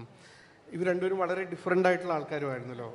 അതായത് അപ്പോൾ ഈ ശൈലിയെക്കുറിച്ച് പറയുമ്പോൾ ഒരാൾ വളരെ കടുകട്ടിയായിട്ട് ഇന്ന തന്നെ വേണം, ഒരാളാണെങ്കിൽ ഫുൾ ഫ്രീഡം അല്ലേ? അതെങ്ങനെയായിരുന്നു അതൊരു രവീന്ദ്ര മാഷിനാണ് ഞാൻ ആദ്യം പാടുന്നത്. ജോൺസ് മാഷിനേക്കാൾ മുമ്പ് ആദ്യം രവീന്ദ്ര മാസ്റ്റർക്കാണ് പാടിയത്. അത് ട്രിവാൻഡ്രത്ത് സ്റ്റുഡിയോയിൽ മുല്ലനേഴി സാർ എഴുതിയൊരു ഒരു പാട്ടാണ് ആദ്യം പാടി, വെൺകൊറ്റക്കുടയിൽ എന്ന് പറഞ്ഞിട്ടൊരു പാട്ട്. അത് കഴിഞ്ഞിട്ട് രവീന്ദ്ര മാസ്റ്ററാണ് എന്നെ ആദ്യം ചെന്നൈയിലേക്ക് വിളിച്ചുകൊണ്ട് പോകുന്നതും. അത് കളിയിൽ അല്പം കാര്യം എന്ന് പറഞ്ഞ സിനിമയ്ക്കകത്ത് 2 പാട്ട് അതിനകത്ത് പാടിയിരുന്നു. അതിന് വേണ്ടിയാണ് അപ്പം ആദ്യമായിട്ട് ചെന്നൈയിൽ പോയി പാടിയ പാട്ടും അതായിരുന്നു. കണ്ണോടു കണ്ണായ സ്വപ്നങ്ങൾ മോഹങ്ങളിൽ നീരാടുമ്പോൾ അതിനോരോ ഭാവം, കണ്ണോടു കണ്ണായ സ്വപ്നങ്ങൾ. ഇതാണ് ചെന്നൈയിൽ പോയിട്ട് ആദ്യമായിട്ട് റെക്കോർഡ് ചെയ്ത പാട്ട്. പക്ഷേ അദ്ദേഹം ഒരുപാട് സ്വാതന്ത്ര്യം തരും, അങ്ങനെയായിരുന്നു ആദ്യം അങ്ങനെ ഞാൻ സ്വാതന്ത്ര്യം എടുത്തിട്ടില്ല. പറഞ്ഞു തരുന്നത് അങ്ങനെ പാടിയിട്ടേ ഉള്ളൂ. പിന്നെ കുറച്ച് മാഷിൻ്റെ കൂടെ നമ്മൾ കുറേ പാട്ടുകൾ പാടി കഴിയുമ്പം മാഷിൻ്റെ ഒരു ശൈലി നമുക്ക് മനസ്സിലാവുമല്ലോ. അപ്പം അത് കഴിഞ്ഞ് പിന്നെ ചെറിയൊരു ഇംപ്രവൈസേഷനൊക്കെ ഒന്ന് പാടി നോക്കി മാസ്റ്റർ അത് വേണ്ടാന്ന് പറയാത്തവരെ പിന്നെ കുറച്ച് പാടി തുടങ്ങി. പിന്നെ അത് കഴിഞ്ഞപ്പോൾ പിന്നെ കുറേ അവസാനമൊക്കെ ആയിക്കഴിഞ്ഞപ്പോൾ മാസ്റ്റർ ഇങ്ങനെ, എനിക്കിപ്പോഴും ഓർമ്മയുണ്ട്, പിന്നെ മമ്മൂക്കയുടെ ഒരു സിനിമയുണ്ടല്ലോ പല്ലാവൂർ ദേവതാരം. ആ സിനിമയ്ക്കകത്ത് ഒരു പോർഷൻ മൃദംഗം ജതി വായിച്ചിട്ടുണ്ടായിരുന്നു. അന്ന് ട്രാക്ക് എടുക്കുമായിരുന്നു ആ പാട്ട്. അപ്പോൾ എൻ്റെ അടുത്ത് പറഞ്ഞു, മോളെ ആ ജതി വായിച്ചിരിക്കുന്ന അടുത്തൊരു സ്വരം ഫിക്സ് ചെയ്ത് പാടിക്കോളൂ. അത് ഓൾറെഡി ജതി വായിച്ചിരിക്കുന്നത് കേട്ടിട്ട് അതിനനുസരിച്ച് ഒരു സ്വരം അത് എനിക്കൊരു ഭയങ്കര ഒരു കടുകട്ടി ജോലിയായിരുന്നു അന്ന്. പക്ഷെ അത് ഞാൻ ശ്രമിച്ച് നോക്കി, നന്നായി വലിയ എന്നുള്ള എനിക്ക് അറിഞ്ഞൂടെ, എന്നാലും ഞാൻ ശ്രമിച്ച് നോക്കിയത് പാടിയിട്ടുണ്ട്. പിന്നെ അതുപോലെ തന്നെ അതിനകത്ത് തന്നെ പിന്നെ ഒരു സിന്ദൂരാരുണ വിഗ്രഹം, ആ ഒരു ശ്ലോകവും ഇന്ന രാഗത്തിൽ പാടിക്കോ എന്നൊക്കെ പറഞ്ഞിട്ട് അങ്ങനെ ഒരു അങ്ങനെ തന്നിട്ടുണ്ട് മാസ്റ്റർ. ഇതും കളവും തരാം അതിലുള്ള ഹമ്മിങ്ങും ചേച്ചിയാണ് ചെയ്തത്. തുടക്കത്തിൽ അത് ശരിക്കുള്ള ആദ്യം ബിജു നാരായണനാണ് അതിൻ്റെ ആദ്യം പാടിയിട്ടുള്ളത്. അപ്പം അത് ബിജുവിൻ്റെ അതാണ് എനിക്ക് പഠിക്കാനായിട്ട് അയച്ചത്. അന്ന് മാഷ് ട്രാവൽ ചെയ്യുന്നില്ല, മാഷിനൊക്കെ സുഖമില്ലാത്ത അസുഖം തുടങ്ങിയ സമയമായിരുന്നു. അപ്പം കൊച്ചിയിൽ നിന്ന് എന്നെ വിളിച്ചു പറഞ്ഞു, ഹമ്മിങ് അതുപോലെ പാടണ്ട, നീ അത് വേറെ രീതിയിൽ പാടിക്കും, ഞെട്ടണം, അത്രേ പറഞ്ഞു, ഞെട്ടണം എന്ന് മാത്രം പറഞ്ഞു. അപ്പം അത് ഞാൻ എൻ്റെ ഒരു രീതിയിൽ പാടിയിട്ട് ഞാൻ ഫോണിൽ കൂടെ കേൾപ്പിച്ചു കൊടുത്തു. മാസ്റ്റർക്ക് ഇത് ഓക്കെ ആണോ എന്ന് ചോദിച്ചപ്പോൾ എനിക്ക് 1 മിനിറ്റ് നിൽക്ക്, ഞാനിതൊന്ന് സ്പീക്കറിൽ കണക്ട് ചെയ്തോട്ടെ എന്ന് പറഞ്ഞിട്ട് സ്പീക്കർ കണക്ട് ചെയ്തിട്ട് ഇത് മതി. കമ്പോസ് ചെയ്തെന്നല്ല, ചുമ്മാ നമ്മൾ പാടി നോക്കുമ്പോൾ എന്ത് വരണോ അതങ്ങനെ. പക്ഷെ ജോൺസൺ മാഷ് നേരെ തിരിച്ചാണോ? ജോൺസൺ മാഷിൻ്റെ കൂടെയുള്ള ആദ്യത്തെ വർക്ക് തന്നെ എനിക്കൊരു ഭയങ്കര ഞെട്ടലായിരുന്നു. കാരണം മാഷ് ഭയങ്കര പൊതുവെ അങ്ങനെ ഒരു ഒരു ഭയങ്കര സ്ട്രിക്റ്റ് ആയിട്ടുള്ള ദേവരാജൻ മാസ്റ്ററിൻ്റെ ഒക്കെ പോലെ ഭയങ്കര ഒരു സ്ട്രിക്റ്റ് ആയിട്ടുള്ളൊരു, അപ്പം കാണുമ്പോഴേ നമുക്കൊരു ചെറിയൊരു ഭയമൊക്കെ തോന്നും. അപ്പോൾ ആദ്യത്തെ പാട്ടെന്ന് പറഞ്ഞാൽ ദാസേട്ടൻ്റെ കൂടെ ഉള്ളൊരു എനിക്ക് തോന്നുന്നത് അത് സിനിമയുടെ ബാലേന്ദ്ര മേനൻ സാറിൻ്റെ മൂവിയായിരുന്നു. പാട്ട്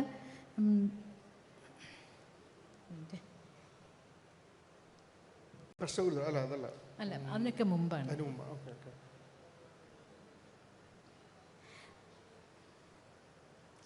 പാട്ട് മറന്നുപോയി. എനിക്ക് തോന്നുന്നു മാണിക്യപ്പുന്നാര പെണ്ണ് വന്നൊരു പാട്ടാണ്. അതിനകത്തൊരു 3 ചരണം വരും. അതിൽ 3ാമത്തെ ചരണത്തിന് തൊട്ട് മുമ്പാണ് എൻ്റെ ഒരു ആലാപ്പ് വരുന്നത്. അപ്പോൾ അതുവരെ എല്ലാവരും അന്നൊക്കെ ലൈവ് റെക്കോർഡ് ചെയ്യാണല്ലോ, എല്ലാം വിത്ത് ഓർക്കസ്ട്ര. ദാസേട്ടനും നിന്ന് പാടണോ, അതേ വോയിസ് റൂമിൻ്റെ ഒരു സൈഡിലായിട്ട് എനിക്കൊരു മൈക്ക് വെച്ച് തന്നിട്ടുണ്ട്. എനിക്ക് തോന്നുന്നു ജോൺസൺ മാഷിനെ കണ്ട ഭയവും പിന്നെ എല്ലാം, ഞാനും തുടക്കക്കാരിയാണല്ലോ, അപ്പോൾ അതിൻ്റെ ഒരു ഭയങ്കര ടെൻഷൻ ഉണ്ടായിരുന്നു. അപ്പോൾ അതിനകത്ത്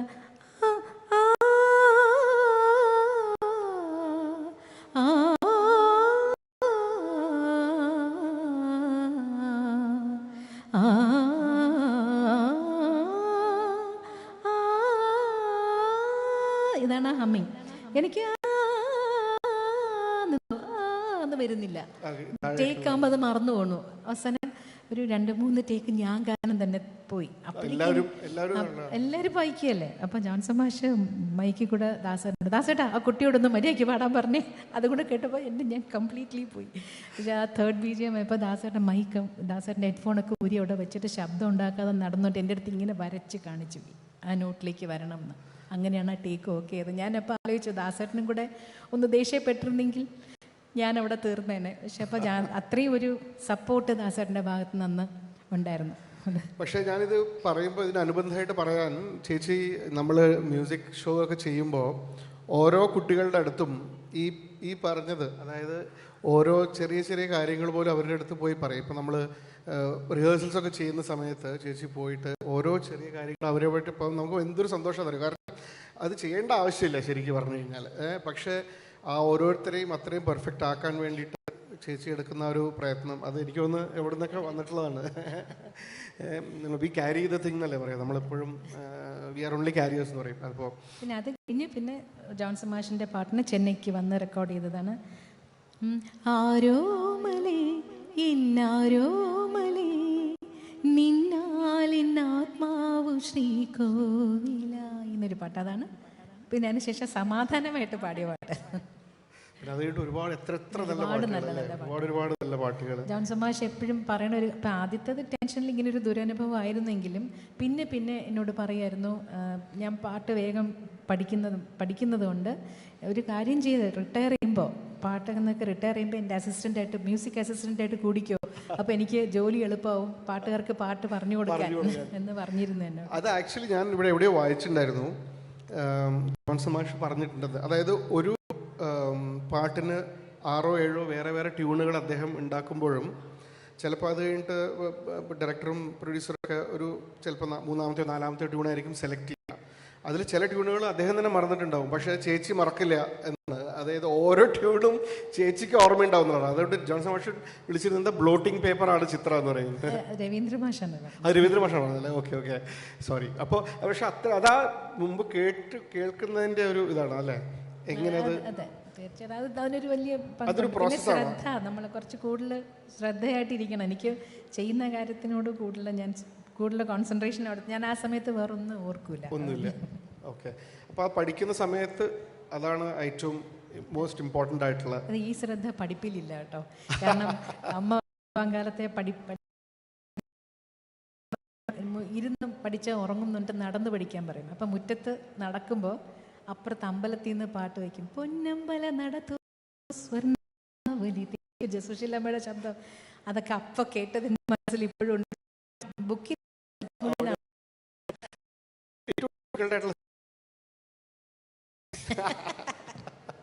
അതെല്ലാവർക്കും അങ്ങനെ തന്നെയാണ്. എൻ്റെ അച്ഛൻ മാത്സ് ടീച്ചറായിരുന്നു. ഓക്കെ. വേറൊരു അടുത്തൊരു സിഗ്നിഫിക്കൻ്റ് ആയിട്ടുള്ളൊരു ചേച്ചിയുടെ ജീവിതത്തിൽ ഒരുപാട് ആദ്യത്തെ നാഷണൽ അവാർഡ് രാജാ സാറിൻ്റെ ഒപ്പം ആണ്.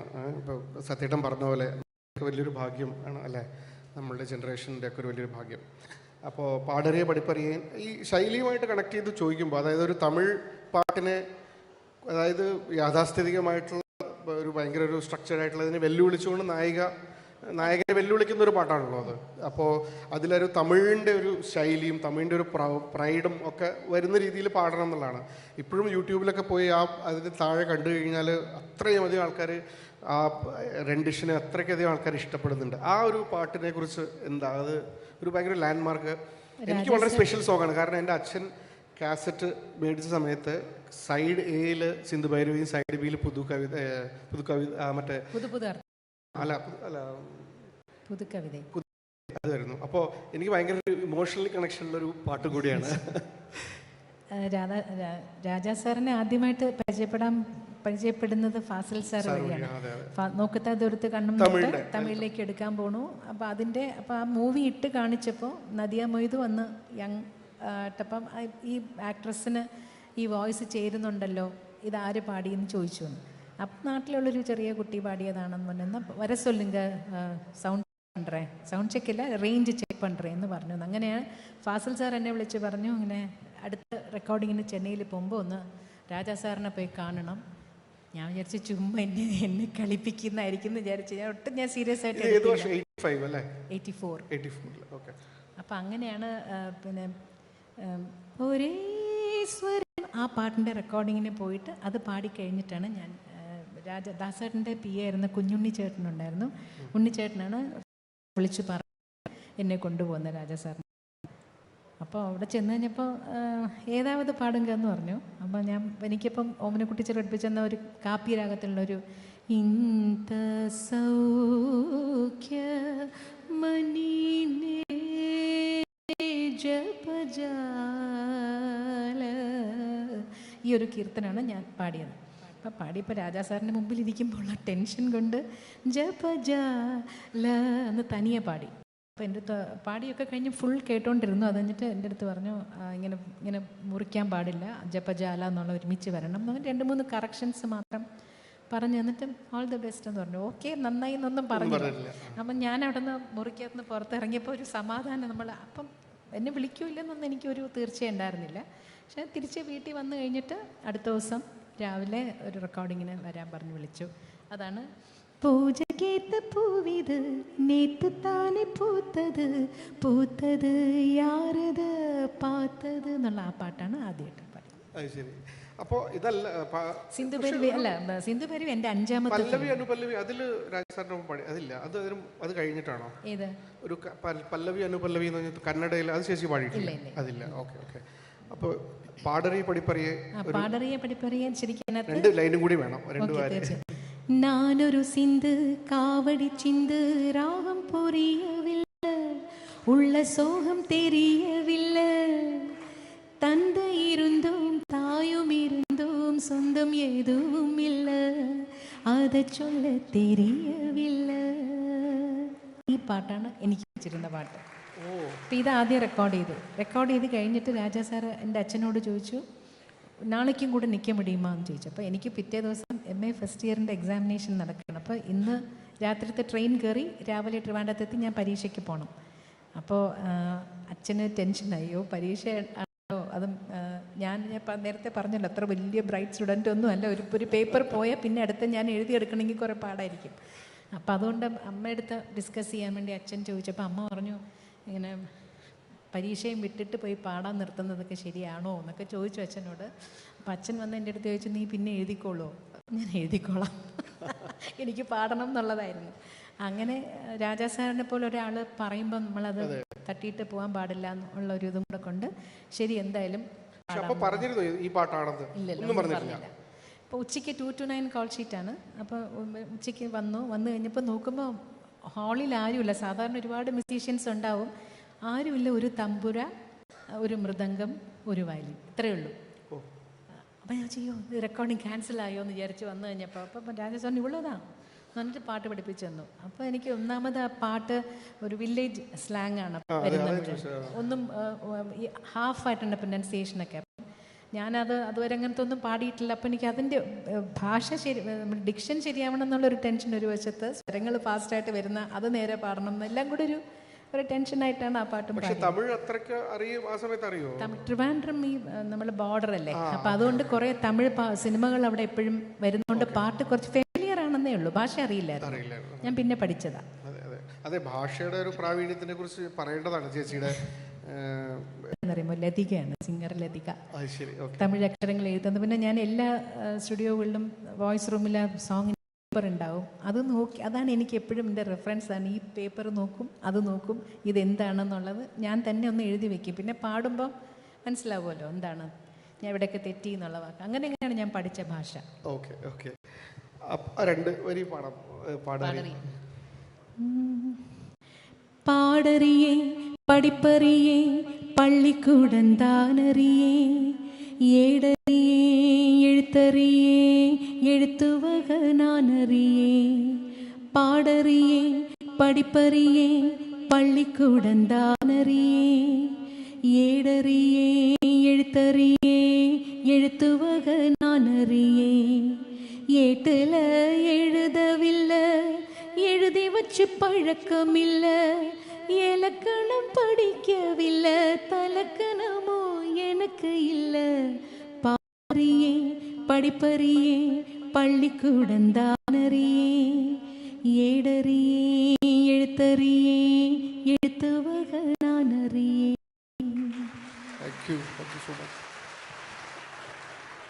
രാജസ്ഥാനിൽ എന്തൊക്കെയാണ് അപ്പോൾ ചേച്ചിയുടെ കരിയറിൽ എന്തൊക്കെയാണ് പഠിച്ചത്, എന്തൊക്കെയാണ്? രാജാ സാർ ആദ്യം ചെയ്ത എന്താ അറിയോ, പൂവേ പൂച്ചൂടവാ എൻ്റെ നെഞ്ചിൽ പാൽവാർക്കവ, ഇതാണ് നോക്കത്താ ദൂരത്ത് കണ്ണുനീരിൻ്റെ ആ പൂവേ പൂച്ചൂടവ എന്നുള്ള സിനിമയ്ക്ക് വേണ്ടി ആദ്യം പാടിയത്. അപ്പോൾ ഇത് പാടിക്കഴിഞ്ഞിട്ട് എൻ്റെ അടുത്ത് കൺസോളിൽ വന്നിട്ട് എൻ്റെ അടുത്തൊരു കസേര ഇട്ടെൻ്റെ അവിടെ ഇരിക്കാൻ പറഞ്ഞു. എന്നിട്ട് ഇത് കേട്ട് ഇതിൽ എന്താ തപ്പ് നീ എന്ന് പറഞ്ഞു. അതായത് സെൽഫ് ക്രിറ്റിസിസം, ഞാൻ എന്തൊക്കെ തെറ്റ് ഞാൻ തന്നെ കണ്ടുപിടിച്ച് പറയാൻ പറഞ്ഞു. അതെനിക്കൊരു വലിയൊരു ഉപകാരമായി എന്ന് ഞാൻ വിചാരിക്കുന്നു. പിന്നെയും നമുക്കെപ്പോഴും ഇപ്പം എൻ്റെ ഒരു പാട്ട് ഒരു ഷോപ്പിലൊക്കെ പോകുമ്പോൾ എൻ്റെ പാട്ട് ഇടുകയാണെങ്കിൽ എനിക്ക് എൻ്റെ തെറ്റുകൾ മാത്രമേ എൻ്റെ കാതിൽ ആദ്യം കേൾക്കുള്ളൂ. ഇപ്പം കാതെങ്ങനെ ആയിപ്പോയി. അതൊരു വിധത്തിൽ എന്നെ ലൈഫ് ലോങ് ലെസൺ ആണ്.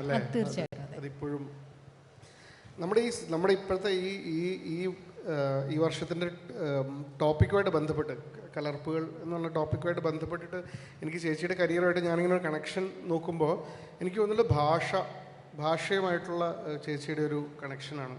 25ഓളം ഭാഷകളിൽ ചേച്ചി പാടിയിട്ടുണ്ട്. 18ഓളം നമ്മുടെ ഇന്ത്യയിലെ ഭാഷകളിലും 7 വിദേശ ഭാഷകളിലൊക്കെ പാടിയിട്ടുണ്ട്. ചേച്ചി വളരെ ഭംഗിയായിട്ട് 4 സൗത്ത് ഇന്ത്യൻ ഭാഷകളിലും സംസാരിക്കും, അത് ഞാൻ കണ്ടിട്ടുണ്ട്. അതുകൂടാതെ അല്ലേ, കന്നഡ പോരാ എന്നാലും നന്നായിട്ടൊക്കെ സംസാരിക്കുന്നുണ്ട്, ഞാൻ കണ്ടിട്ടുള്ളതാണ്. ഇപ്പോൾ കീരവാണി സാർ വന്നപ്പോൾ അദ്ദേഹത്തിനോട് തെലുങ്കിൽ സംസാരിക്കുന്നതൊക്കെ കണ്ടിട്ടുള്ളതാണ്. ഹിന്ദിയും ഒക്കെ ആ ഒരു ഭാഷയോടുള്ള ഒരു അത് കാരണം അത് ഒരുപാട് വ്യത്യാസം വരുമല്ലോ ഒരു സിംഗറെ സംബന്ധിച്ചിടത്തോളം.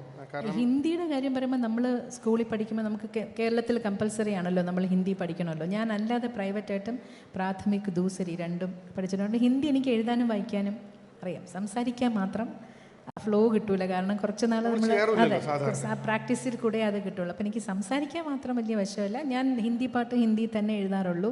കാരണം അപ്പോഴേ പ്രൊനൗൺസിയേഷൻ ഒന്നുകൂടെ ബെറ്റർ ആവുള്ളൂ എന്നുള്ളൊരു ഫീലിംഗ് ആണ് മനസ്സിൽ. അപ്പോൾ ഹിന്ദിയിൽ എഴുതും. തെലുങ്ക് പഠിച്ചത് ഈ പറഞ്ഞ മാതിരി തെലുങ്ക് റെക്കോർഡിങ്ങിന് പോകുമ്പം സിറ്റുവേഷൻ പറഞ്ഞു തരുമല്ലോ, അത് അവർ തെലുങ്കിൽ മാത്രമേ പറയുള്ളൂ. എനിക്ക് ആ ഭാഷ പഠിക്കാതിരിക്കാൻ പറ്റില്ല. പിന്നെ ലീല ചേച്ചി എനിക്ക് തന്നൊരു അഡ്വൈസ് അതാണ്, അറിഞ്ഞുകൂടാത്ത ഭാഷ പാടുമ്പോൾ. ലീല ചേച്ചി ഒരുപാട് തെലുങ്ക് പാടിയിട്ടുണ്ട്. അപ്പോൾ ഒരു മാസ്റ്ററെ വെച്ച് പഠിച്ചിട്ടാണ് പാടിയിട്ടുള്ളത്. അപ്പോൾ എൻ്റെ തോന്നുന്നു നീയും പഠിക്കണം തെലുങ്ക് പാട്ട് പാടാൻ പോകുന്നതിന് മുമ്പ്. ഞാൻ മാസ്റ്ററിനെ ഒന്നും വെച്ചില്ല, എനിക്ക് SPB സാറാണ് അക്ഷരങ്ങൾ എഴുതി തന്നത്.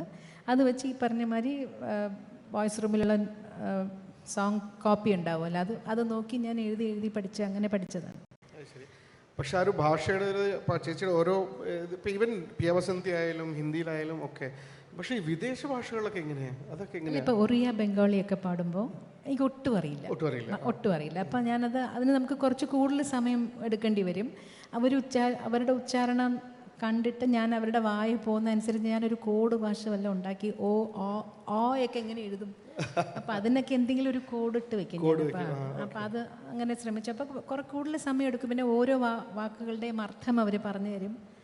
അങ്ങനെ അറിയാത്ത ഭാഷ പാടുമ്പോൾ കുറച്ച് കൂടുതൽ എഫേർട്ട് ഇടണം. പക്ഷേ ഹിന്ദിയെക്കുറിച്ച് സംസാരിച്ചപ്പോൾ വളരെ ഫേമസ് ആയിട്ട് ഉള്ള ഒരു ആൽബം ആയിരുന്നല്ലോ പിയ ബസന്തി. അതെ, അതൊക്കെ സുൽത്താൻ ഖാൻ സാബിൻ്റെ കൂടെയുള്ള ആ ഒരു ഇതും അത് അങ്ങനെയായിരുന്നു ആ എക്സ്പീരിയൻസ് എങ്ങനെ? സോണി മ്യൂസിക്കിൻ്റെ ആയിരുന്നു ആ ആൽബം. അപ്പോൾ അത് സന്ദേശ് സൻലിയ എന്ന് പറഞ്ഞ അദ്ദേഹമാണ്, അദ്ദേഹത്തിൻ്റെ മ്യൂസിക്കായിരുന്നു. എനിക്ക് തോന്നുന്നു അദ്ദേഹം സജസ്റ്റ് ചെയ്തിട്ടാണ് എന്നെ വിളിച്ചതെന്ന് തോന്നുന്നു. സൗത്ത് ഇന്ത്യൻ പാട്ടുകൾ കേട്ടിട്ട് അങ്ങനെ വിളിച്ചതാണ്. പിന്നെ സുൽത്താൻ ഖാൻ സാബിൻ്റെ ഞാൻ ആദ്യം അദ്ദേഹം ഇൻസ്ട്രുമെൻ്റ് വായിക്കുന്നത് മാത്രമേ കണ്ടിട്ടുള്ളൂ. അപ്പോൾ അദ്ദേഹം പാടും എന്ന് എനിക്ക് അറിയില്ലായിരുന്നു. അങ്ങനെയാണ് ആദ്യമായിട്ട് അദ്ദേഹത്തിനെ എനിക്ക് ഭയങ്കര ടെൻഷനായിരുന്നു കണ്ടപ്പോൾ. പക്ഷെ അദ്ദേഹം വളരെ എന്താ പറയണ്ട, ഒരു വളരെ തമാശയൊക്കെ പറഞ്ഞ് അങ്ങനത്തെ ഒരു മനുഷ്യനായിരുന്നു. അപ്പോൾ അതുകൊണ്ട് എൻ്റെ ഒപ്പം പാടിയില്ല, ഞാൻ പാടുമ്പോൾ പക്ഷെ അവിടെ ഇരിപ്പുണ്ടായിരുന്നു. അവിടെ ഇരുന്ന് ത്രൂ ഔട്ട് കേട്ട ശേഷമാണ് പിന്നെ പിറ്റേ ദിവസമാണ് അദ്ദേഹം പാടിയത്. ചെല്ലുമ്പോഴൊക്കെ ആൾക്കാർ ചോദിക്കും അങ്ങനെ ഒരു അതെ, അദ്ദേഹം സക്കീർ ഹുസൈൻ സാർ ഇവരുടെ ഒരു ഗ്രൂപ്പായിട്ട് അവർ പ്രോഗ്രാമിന് പോകുമ്പോൾ ഇദ്ദേഹത്തിനെ കാണുമ്പോൾ പിയ ബസന്തി എന്ന ഓഡിയൻസിൽ നിന്ന് റിക്വസ്റ്റ് വരുമ്പോൾ അത് ചിത്രാജി നഹി ഹേ എന്ന് പറയുമ്പോൾ സക്കീർ ഹുസൈൻ സാർ പാടിക്കൊടുക്കുമായിരുന്നു എൻ്റെ പോർഷൻ. ശരി, അപ്പോൾ അദ്ദേഹത്തിനൊപ്പം സക്കീർ ഹുസൈൻ സാർ ആയിരുന്നു പാടിയിരുന്നത്. അതെ അതെ. പക്ഷെ ആ ഒരു എക്സ്പീരിയൻസും ഒരുപാട് ഹെൽപ്പ് ചെയ്തിട്ടുണ്ടായിരുന്നു. അതിൻ്റെ 2 വോള്യൂം, അത് ഫസ്റ്റ് വോള്യൂം ഹിറ്റായപ്പോൾ സെക്കൻഡ് ഒരു വോള്യൂം കൂടെ റെക്കോർഡ് ചെയ്തിട്ടുണ്ട്. അത് ഇറങ്ങി റിലീസ്. പിന്നെ ഒരുപാട് പേർക്ക് അറിയുമെന്നറിയില്ല, ചേച്ചിയുടെ ഒരു അടിപൊളി ഒരു റോക്ക് അല്ല അതൊരു റെഗ രാഗ അല്ലേ, ഇപ്പോഴത്തെ സലീം സുലൈമാൻ മ്യൂസിക് ഡ്യൂവിന്റെ ആദ്യത്തെ സംരംഭം. അത് ശരിക്കും അഹെഡ് ഓഫ് ഇറ്റ്സ് ടൈംസ് എന്ന് പറയണം. ശരിക്കും അത് ഇപ്പോഴായിരുന്നെങ്കിൽ കുറെ കൂടെ ഹിറ്റ് ആയേനെ. അന്ന് അത്രയ്ക്ക് അങ്ങോട്ട് ശ്രദ്ധിക്കപ്പെട്ടില്ല. ഒരു ഊഡു റാപ്പർ, അതായത് മോഹം കാണിക്കാതെ. ഞാൻ കണ്ടിട്ടില്ല ഇതുവരെ അദ്ദേഹത്തിന്റെ മോഹം, ആരാന്ന് പോലും എനിക്കറിയില്ല. പക്ഷെ അതെങ്ങനെയാ ആ ഒരു പ്രോജക്റ്റിൽ എത്തിയത് എങ്ങനെയാണ്? അത് വിജയൻ ചേട്ടനോട് തന്നെ ചോദിക്കാം. പക്ഷെ അതൊരു ഡിഫറെന്റ് ആയിട്ടുള്ള ഒരു ജോണർ ആയിരുന്നു അല്ലേ? അതെ അതെ അതെ. പിന്നെ അതിന്റെ എനിക്ക് ഏറ്റവും ബുദ്ധിമുട്ടുള്ള ഒരു ഭാഗം എന്ന് പറഞ്ഞാൽ അതിന്റെ വീഡിയോ ഷൂട്ട് ചെയ്തപ്പോൾ ഭയങ്കര ഫാസ്റ്റ് ആയിട്ട് ദില്ലിലേക്ക് ഹൈറബ എന്നൊരു പാട്ടാണ്. അതും ഒരു ഭയങ്കര വല്ലാത്ത എക്സ്പീരിയൻസ് ആയിരുന്നു. വെച്ചാൽ ആ ഒരു ഫോർച്യൂൺ ടെല്ലർ ആയിട്ടാണല്ലോ. അപ്പൊ ആ ക്രിയേറ്റ് ചെയ്യാനായിട്ട് എന്നെ വേഷം കെട്ടിച്ചു. അത് കൂടാതെ ആ സെറ്റിൽ മുഴുവൻ ഈ കറുത്ത ചാർക്കോളിൻ്റെ പൊടി സ്പ്രേ ചെയ്തിട്ടാണ് ഒരു കറുപ്പ്, അതിൽ നിന്ന് ഇങ്ങനെ പൊടി വീണിട്ട് മൂക്കും എനിക്ക് അലർജിയൊക്കെ ആയി അത് കഴിഞ്ഞപ്പോൾ. പക്ഷെ പിന്നെ ഈ ലിറിക്സ് മുഴുവൻ ബൈഹാർട്ട് നോക്കാൻ പാടില്ല എവിടെയും, ബൈഹാർട്ട് ചെയ്യണ്ടേ. ഇപ്പം ഇത്രയും കടപടപടപടങ്ങുന്ന പോകുന്ന വരികൾ ഇങ്ങനെ ബൈഹാർട്ട് ചെയ്യുന്നത് അതെനിക്ക് ഭയങ്കര ചലഞ്ചായിരുന്നു. ഓക്കെ, ഇപ്പോൾ ചേച്ചി ഈ ഒരു എവല്യൂഷൻ ഇപ്പോൾ ഒരുപാട് വർഷങ്ങൾക്ക് ശേഷം ഈ ഇപ്പം എങ്ങനെ നോക്കിക്കണം? ഞാനിപ്പോൾ ഞാൻ പറഞ്ഞില്ല, 1-2 പേരോട് ഞാൻ ചോദ്യങ്ങൾ ചോദിച്ചിരുന്നു. അപ്പോൾ ഞാനിങ്ങനെ വേണുവേട്ടനോട് ചോദിച്ചു, ഇങ്ങനെ ചിത്ര ചേച്ചിയായിട്ട് ഇന്നൊരു പ്രോഗ്രാം ഉണ്ട്, ചേച്ചിയോട് എന്തെങ്കിലും ചോദിക്കാനുണ്ട്. അപ്പോൾ വേണുവേട്ടനൊരു ചോദ്യം എൻ്റെ അടുത്ത് ചേച്ചിയോട് ചോദിക്കാൻ വേണ്ടിയിട്ട്. ആ ഒരു ചോദ്യം ഇതായിരുന്നു, ചിത്ര ചേച്ചി ഈ ഒരു കഴിഞ്ഞ 4-4.5 ഡെക്കേഡായിട്ട് ഒരുവിധം പല രീതിയിലുള്ള ജോണറുകളിലും പാടിയിട്ട് ലൈവ് റെക്കോർഡിങ്ങിൽ നിന്ന് ഇപ്പോൾ ടെക്നോളജിയിലേക്കും വന്നിട്ടുണ്ടല്ലോ. അപ്പോൾ ഈ ഒരു ട്രാൻസിഷൻ എങ്ങനെയാണ് കണ്ടിട്ടുള്ളത്? എന്തായിരുന്നു ആ ഫീലിംഗ്? എങ്ങനെയാണ് ആ ഒരു എവല്യൂഷൻ? അതിൽ ചേച്ചിയുടെ ഒരു ശൈലിക്ക് എന്തെങ്കിലും മാറ്റങ്ങൾ വരുത്തിയിട്ടുണ്ടോ? എങ്ങനെയാണ് അതിനെ അഡ്ജസ്റ്റ് ചെയ്തത്? അല്ല, എനിക്ക് ഇപ്പോഴും ഇഷ്ടം എന്താണെന്ന് ചോദിച്ചാൽ ആ പഴയ ലൈവ് റെക്കോർഡിംഗ് തന്നെയാണ് ഇഷ്ടം. കാരണം ഒരുവിധമുള്ള ഫീഡ്ബാക്കൊക്കെ നമുക്ക് അപ്പം തന്നെ കിട്ടും.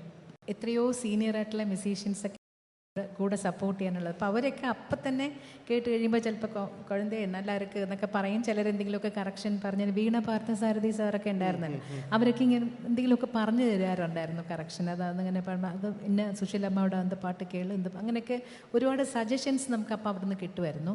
പിന്നെ എല്ലാവരുമായിട്ടുള്ളൊരു കുടുംബം പോലെയുള്ളൊരു ഫീലിംഗ് ഉണ്ടായിരുന്നു അന്ന് എല്ലാവരും. പക്ഷെ ഇപ്പം അപ്പം അന്നത്തെ മ്യൂസീഷ്യൻസിൽ ആരൊക്കെ ജീവിച്ചിരിപ്പുണ്ടെന്ന് പോലും ഇപ്പം അറിയില്ല. നമ്മൾ അങ്ങനെ ഇപ്പം എല്ലാം ഒറ്റപ്പെട്ടു പോയി. നമ്മളിപ്പോൾ ഞാൻ ഒറ്റയ്ക്ക് എൻ്റെ സ്റ്റുഡിയോയിൽ പാടുന്നു, എൻ്റെ കൂടെ പാടുന്ന മെയിൽ സിംഗർ ആരാന്ന് അറിയില്ല. അത് ക്വസ്റ്റ്യൻ മാർക്ക് ഇട്ട് വയ്ക്കും പലപ്പോഴും ബുക്കിനകത്തത്. പിന്നെ ആയിരിക്കും അറിയുന്നത് ആരാ ചോദിക്കുമ്പോൾ ഡിസൈഡ് ചെയ്തിട്ടില്ല. പിന്നെ പറയും ഇപ്പോഴിങ്ങനെ ഒരു പാട്ട് 4-5 പേര് പാടിയിട്ട് അതിൽ നിന്ന് ആർക്കെങ്കിലും ഒരാളുടെ എടുക്കുക, അങ്ങനെയൊക്കെയാണല്ലോ ഇപ്പോഴത്തെ രീതി. അതുകൊണ്ട് അല്ല, ഇപ്പോൾ വെച്ചാൽ ഈ ഫുള്ളായിട്ട് പാടുന്നില്ലല്ലോ, എല്ലാം ഒരു വരി പെർഫെക്റ്റ് ആയിട്ട് പാടിയിട്ട് അടുത്ത ലൈനിൽ പോയാൽ മതി. അങ്ങനെയാണ് ഇപ്പോഴത്തെ റെക്കോർഡിങ് രീതി. എനിക്ക് പക്ഷേ ഒരു പല്ലവിയെങ്കിലും മുഴുവനായിട്ട് പാടിയിട്ട് അങ്ങനെ പോകണം എന്നുള്ളത്. ഞാൻ മോസ്റ്റ്ലി അങ്ങനെ തന്നെയാണ് ചെയ്യാറ്. പിന്നെ ഏതെങ്കിലും ഇപ്പം നമുക്കൊരു ശ്വാസം കിട്ടാത്ത പോലത്തെ പാട്ടൊക്കെ ആണെങ്കിൽ ഇടയ്ക്ക് പഞ്ച് ചെയ്തെടുക്കും. ഓക്കെ. അപ്പോൾ ഈ പുതിയ തലമുറയിൽ ഒരുപാട് പേരായിട്ട് ചേച്ചി വർക്ക് ചെയ്തിട്ടുണ്ട്. ഇപ്പോൾ ഒരുമിച്ച് നിന്ന് പാടല് കുറവാണ് അല്ലേ? പക്ഷെ മ്യൂസീഷ്യൻസിൽ ഇപ്പോൾ റഹ്മാൻ സർ പോലെയുള്ള ആൾക്കാരൊക്കെ ആയിട്ട് ആ ഒരു അതിൽ നിന്നും ഒരുപാട് കാര്യങ്ങൾ പഠിച്ചിട്ടുണ്ടാവുമല്ലോ.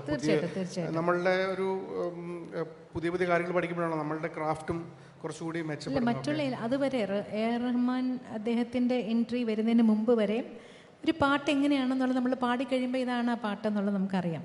റഹ്മാൻ സാറിന് പാടാൻ പോകുമ്പോൾ എനിക്ക് വെറുതെ അദ്ദേഹം ഒരു റിതം പാറ്റേൺ ഓൾറെഡി ഫീഡ് ചെയ്ത് വെച്ചത് അത് കാതിൽ കിട്ടും. എൻ്റെ കൂടെ അദ്ദേഹം വായിക്കും പാടുമ്പോൾ. അപ്പം ആദ്യം ഞാൻ പാടിയത് റുക്കുമണി റുക്കുമണി അക്കം പക്കോ എന്നെ സത്തം കാത് രണ്ടോ കൂസുതടി കണ്ടുപിടി എന്നെ സത്തം എന്നൊരു പാട്ടായിരുന്നു. അപ്പോൾ ഇതിൻ്റെ റിതം പാറ്റേൺ ഇങ്ങനെ കാതിൽ കേൾക്കും, അദ്ദേഹം കൂടെ വായിച്ചു തരികയായിരുന്നു. അപ്പം എൻ്റെ കൂടെ ആരാ പാടുന്നത്, SPB സാറിൻ്റെ പാടണമെന്നൊന്നും എനിക്കൊന്നും അറിയില്ല. അങ്ങനെയാണ് അന്നത് അത് റെക്കോർഡ് ചെയ്തത്. അപ്പോൾ അതെനിക്കൊരു പുതിയ എക്സ്പീരിയൻസ് ആയിരുന്നു. ഈ പാട്ടിൻ്റെ ഔട്ട്പുട്ട് എങ്ങനെയായിരിക്കും എന്നുള്ളത് നമുക്കറിയില്ല. ഓർക്കസ്ട്രേഷനൊന്നും ചെയ്തിട്ടില്ലല്ലോ, കൂടെ പാടി മെയിൽ സിംഗറും പാടിയിട്ടില്ല. അപ്പം അങ്ങനെ ഒരു ആയിരുന്നു. പിന്നെ അത് യൂസ്ഡ് ആയി. അതെ. അപ്പോൾ മലർകൾ കേട്ടേ എന്നുള്ള പാട്ട് റഹ്മാൻ സാർ ചേച്ചി വരാൻ വേണ്ടി 3 മാസം വെയിറ്റ് ചെയ്തു എന്ന് കേട്ടിട്ടുണ്ട്. അതുപോലെ ഒരു കാര്യം കൂടെ പറഞ്ഞിട്ടെ, ഒരു കാര്യം കൂടെ പറഞ്ഞിട്ട് മലർകളെ മലർകളെ ഇത് എന്നെ കനവാന്നുള്ള പാട്ട് റെക്കോർഡ് ചെയ്യാൻ പോയിട്ട് അന്ന് എൻ്റെ അടുത്ത് ഞാൻ പല്ലവി പാടി കഴിഞ്ഞപ്പോൾ എൻ്റെ അടുത്ത് ചോദിച്ചു മൂഡ് ശരിയില്ല എന്ന് ചോദിച്ചേ. ഞാൻ ഈശ്വര എന്ത് പറ്റി ഇങ്ങനെ ചോദിക്കുന്നത്? അതായത് ഞാൻ പറഞ്ഞില്ലേ കുഴപ്പമൊന്നുമില്ലല്ലോ, ഇന്നൊരു പാട്ട് എടുക്കലാമോ എന്ന് ചോദിച്ചു. ഞാനൊന്നുകൂടെ പാടി കഴിഞ്ഞപ്പോൾ ഒരു ചിന്ന ബ്രേക്ക് എടുக்கலாம் എന്ന് പറഞ്ഞപ്പോൾ അപ്പം എനിക്ക് മനസ്സിലിങ്ങനെ തോന്നുന്നു, ഈശ്വര ഞാൻ പാടുന്നത് ശരിയാവാഞ്ഞിട്ടാണോ, അദ്ദേഹത്തിന് എന്താണ് എനിക്ക് അദ്ദേഹത്തിന് ഇഷ്ടപ്പെട്ടില്ല എന്നൊരു ഫീലിംഗ് ഉണ്ടായിരുന്നു മനസ്സിൽ. അന്ന് ഹരിഹരൻ സാറ് പാടിയിട്ടില്ല, ഞാനാണ് ആദ്യം പാടിയത്. അപ്പം അത് കഴിഞ്ഞ് പിന്നെ അല്ല ഇങ്ങനെ പറഞ്ഞോളൂ പറയാം. ഇതാണ് എനിക്ക് ആകെ അദ്ദേഹത്തിൻ്റെ അടുത്ത് നിന്നുള്ള ഒരു കുറച്ച് വിഷമിപ്പിക്കുന്ന എക്സ്പീരിയൻസ് അതാണ്. ബാക്കിയൊന്നും ഒരിക്കലും പറയാറില്ല. നമ്മൾ എന്ത് പാടിയാലും അതെല്ലാം റെക്കോർഡ് ചെയ്ത് വെച്ചിട്ട് അതിൽ നിന്ന് അദ്ദേഹത്തിന് എന്ത് വേണമോ ഏത് ഇഷ്ടപ്പെട്ടോ അത് മാത്രം എടുത്ത് വെക്കും. അങ്ങനെയാണ് ചെയ്യാറുള്ളത്. പക്ഷെ അപ്പോൾ എന്നിട്ട് പിന്നെ എന്ത് ചെയ്തു? അപ്പോൾ ഒരു ചെറിയൊരു ബ്രേക്ക് എടുത്തൊരു ചായയൊക്കെ കുടിച്ചിട്ട് വന്നിട്ട് പിന്നെ ബാക്കി ചരണം പാടി. അപ്പോൾ ആദ്യം 2-3 പ്രാവശ്യം മൂഡ് ശരിയില്ല, ഉടമ്പ് ശരിയില്ല എന്നൊക്കെ ചോദിച്ചുകൊണ്ടിരുന്നു. അപ്പോൾ ഞാൻ വിചാരിച്ചു അദ്ദേഹം ഉദ്ദേശിക്കുന്നത് എൻ്റെ അടുത്ത് നിന്ന് കിട്ടുന്നില്ലായിരിക്കുമോ, അതാണോ അങ്ങനെ ചോദിക്കണം. ഞാനും പിന്നെ കുറച്ചു നേരം ഒന്നൊക്കെ ആലോചിച്ചൊക്കെ ഇരുന്നിട്ട് പിന്നെ അപ്പോൾ എനിക്ക് പക്ഷെ അങ്ങനെ പ്രശ്നമൊന്നും ഇല്ലായിരുന്നു. പക്ഷെ പിന്നെ പാടിയപ്പോൾ ഓക്കെ ആയി. മലർകൾ കേട്ടെ ഒന്ന് കേൾക്കാം. തീർച്ചയായിട്ടും. തണ്ണീർ കേട്ടേ അമൃതം തന്തനേ.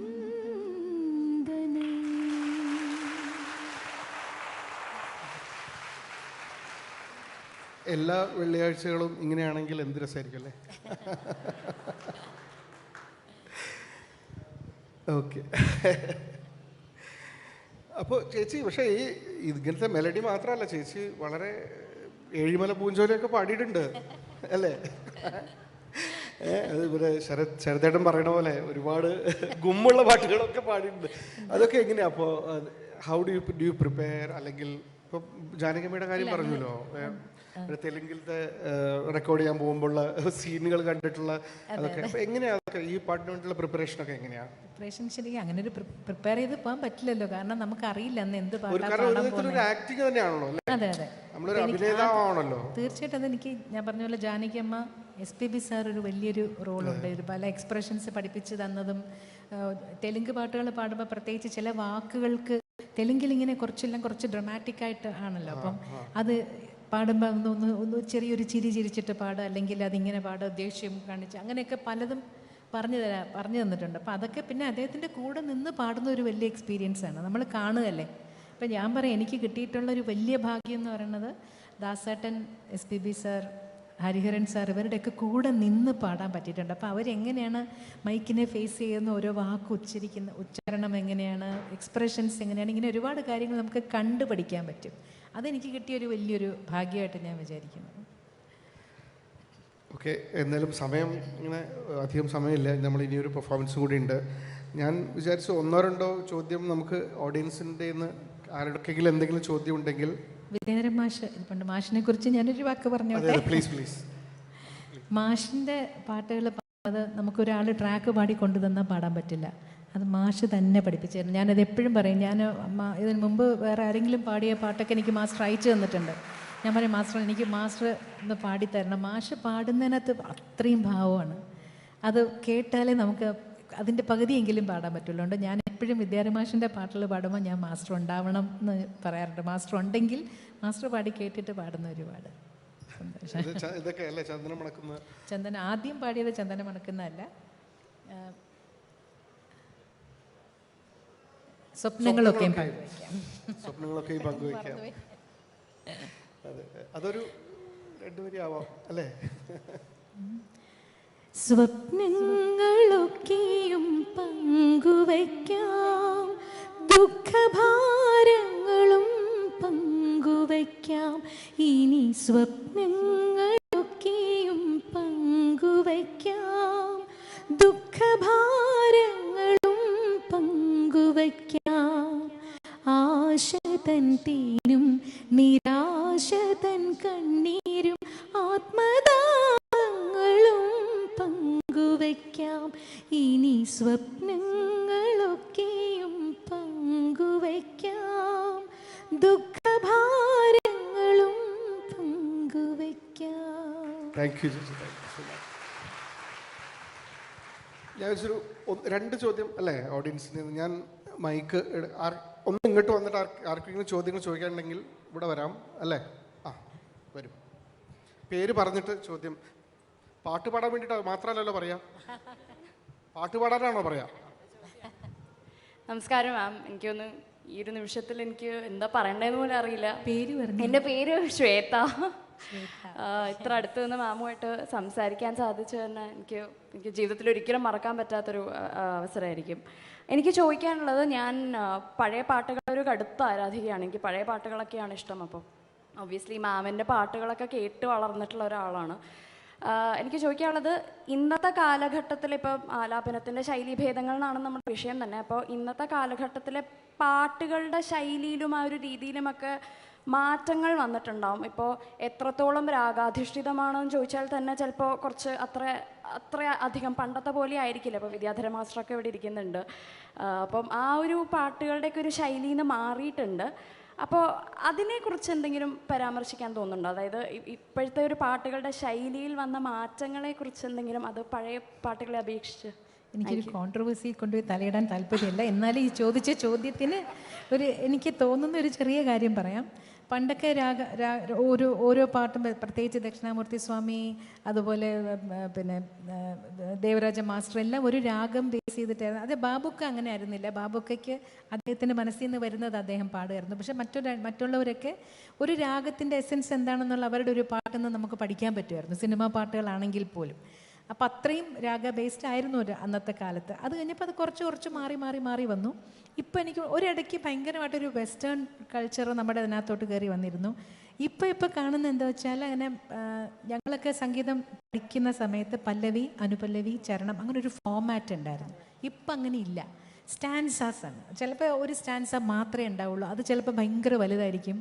ചരണം എന്ന് പറഞ്ഞാൽ ചിലപ്പോൾ 4 വരി ഉണ്ടാവുള്ളൂ. ഒരു മൊത്തത്തിലൊരു ഫോമാറ്റ് മാറിയിട്ടുണ്ട്. പിന്നെ പല സംഗീത സംവിധായകരും ഞാൻ കേട്ടിട്ടുള്ള, ഇപ്പോഴത്തെ കേട്ടിട്ടുള്ളത്, സിനിമയിൽ പാട്ട് വരുന്ന സമയത്ത് എല്ലാവരും ഇറങ്ങി വെളിയിൽ പോവും, സ്മോക്ക് ചെയ്യാൻ പോവും, ബാത്റൂമിൽ പോവും. അതുകൊണ്ട് ഷോർട്ടായിട്ടൊരു പാട്ട്. അങ്ങനെയാണ് ഇപ്പോൾ ഒരു പടത്തിൽ കൊച്ചായിട്ടൊരു 12-14 പാട്ടൊക്കെ ചിലപ്പോൾ നമ്മളിപ്പോൾ കാണുന്നുണ്ടല്ലോ. അപ്പോൾ ഈ കാലം മാറുന്നതിനനുസരിച്ച് മാറും, നമ്മളും കൂടെ അങ്ങ് പോവുക, അത്രയേ ഉള്ളൂ. ഇനി കൂടുതൽ ക്രിട്ടിസൈസ് ചെയ്യാൻ നിൽക്കുന്നില്ല. Thank you so much. Thank you so much. Thank you Shweta. ഇനി ആരെങ്കിലും ഉണ്ടോ?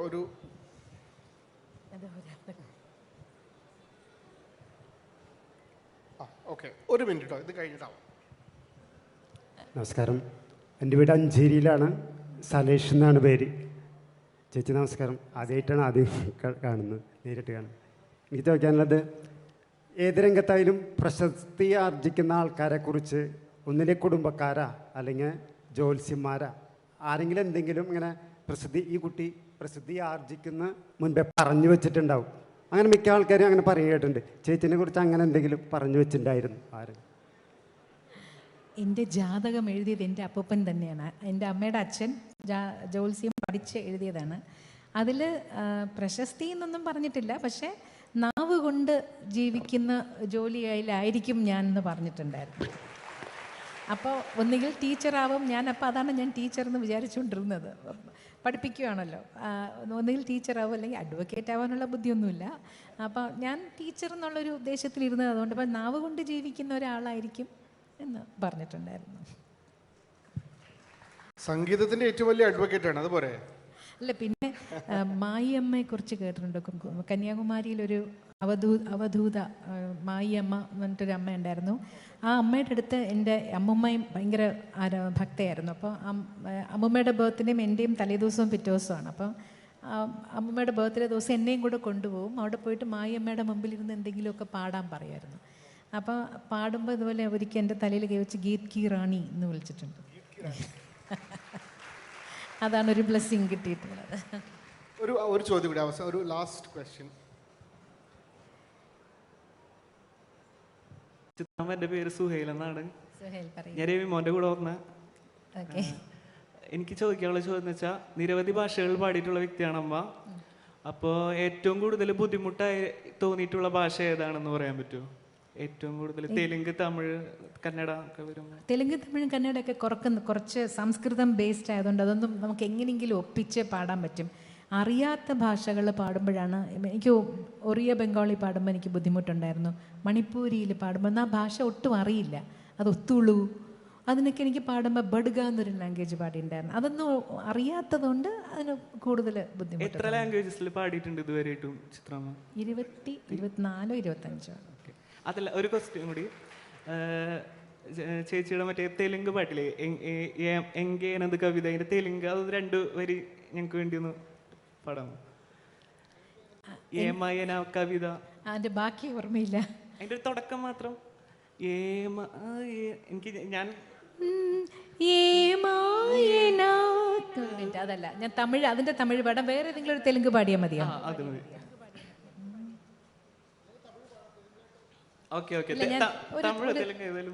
ഇതിന്റെ തമിഴ് പാടിയിട്ട് ഞാനൊരു തെലുങ്ക് 4 വരി പാടിത്തരാം. எனது கவிதை கனவிலே எழுதி மடித்த கவிதை, எங்கே எனது கவிதை கனவிலே எழுதி மடித்த கவிதை,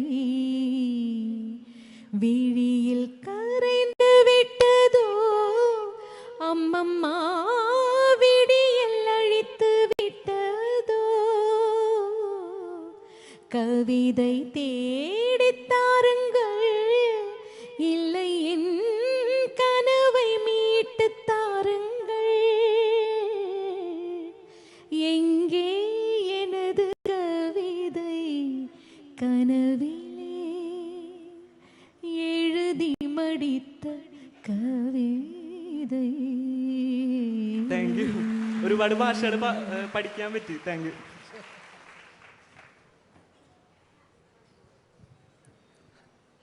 സോറി, സമയം. Okay, quick one.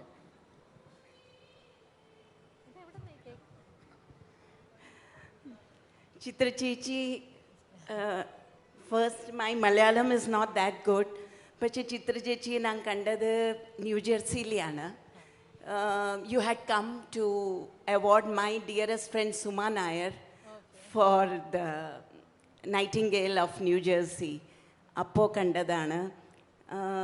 One question which I want to ask you is, as a musician, as such a well-known singer, what do you feel is the contribution of your life partner, your husband, in making you what you are? Definitely അത് ഞാൻ മലയാളത്തിൽ പറഞ്ഞോട്ടെ, അപ്പോൾ എല്ലാവർക്കും മനസ്സിലാവും. അതായത് തീർച്ചയായിട്ടും ഒരു ഫീമെയിൽ ഒരു ലേഡിക്ക് തീർച്ചയായിട്ടും ഹസ്ബൻഡിൻ്റെ സപ്പോർട്ട് ഇല്ലെങ്കിൽ നമുക്ക് മുമ്പോട്ട് പോകാൻ ബുദ്ധിമുട്ട് തന്നെയാണ്.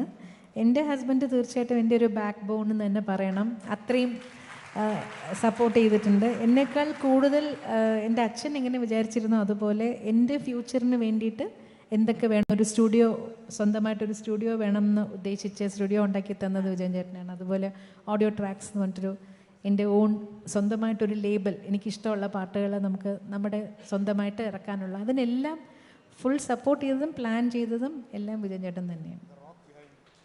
Was it an arranged marriage? Yes, arranged marriage. ചേച്ചി ഒരു ഹിന്ദി സോങ് പ്ലീസ്. ഒരു ഹിന്ദി സ്മോൾ വൺ ലൈൻ. എന്ത് പറഞ്ഞു? പിയാ ബസന്തി വേണോ? ഒരു മെലഡി പാടട്ടെ? പരിണീത പാടട്ടെ? അത് മെലഡിയാണ്. रात हमारी तो चांद की सहेली है, कितने दिनों के बाद आई वो अकेली है.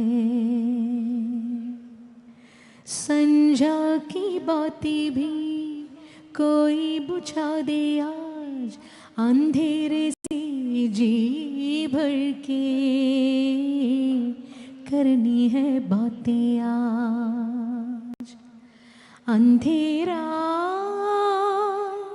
रूठा है, अंधेरा ऐठा है, गुमसुम सा कोने में बैठा है.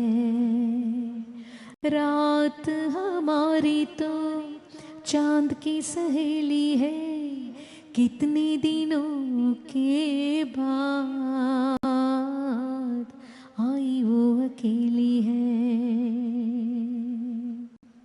संझा की बातें भी कोई बुझा दे आज, अंधेरे से जी भर के कर है बातें आज. താങ്ക് യു ചേച്ചി. ചേച്ചിയുടെ പാട്ട് കേട്ടിട്ട് മാനസികമായിട്ടുള്ള ഒരുപാട് തളർച്ചയുള്ളവർ അത് അതിജീവിച്ചു എന്ന് നമ്മൾ കേട്ടിട്ടുണ്ട്. ഒരു കേസിൽ അല്ലേ സൂയിസൈഡ് നിന്നും തിരിച്ചു വന്നിട്ടുണ്ട്. എൻ്റെ പേഴ്സണലി സത്യേട്ടനും കൂടി ഉള്ളതുകൊണ്ട് പറയാൻ എൻ്റെ ജീവിതത്തിൽ എനിക്ക് ഏറ്റവും ഇഷ്ടപ്പെട്ടിട്ടുള്ള ഒരു പാട്ടാണ് വെണ്ണിലാവോ ചന്ദനമോ. ഞാൻ എൻ്റെ മോൾക്ക് എൻ്റെ പൊട്ട എന്താ പറയുക, ശ്രുതിയില്ലാത്ത പൊട്ട ശബ്ദത്തിൽ എന്നും പാടിക്കൊടുക്കാറുള്ള ഒരു പാട്ടാണ്. കാരണം അത് ചേച്ചി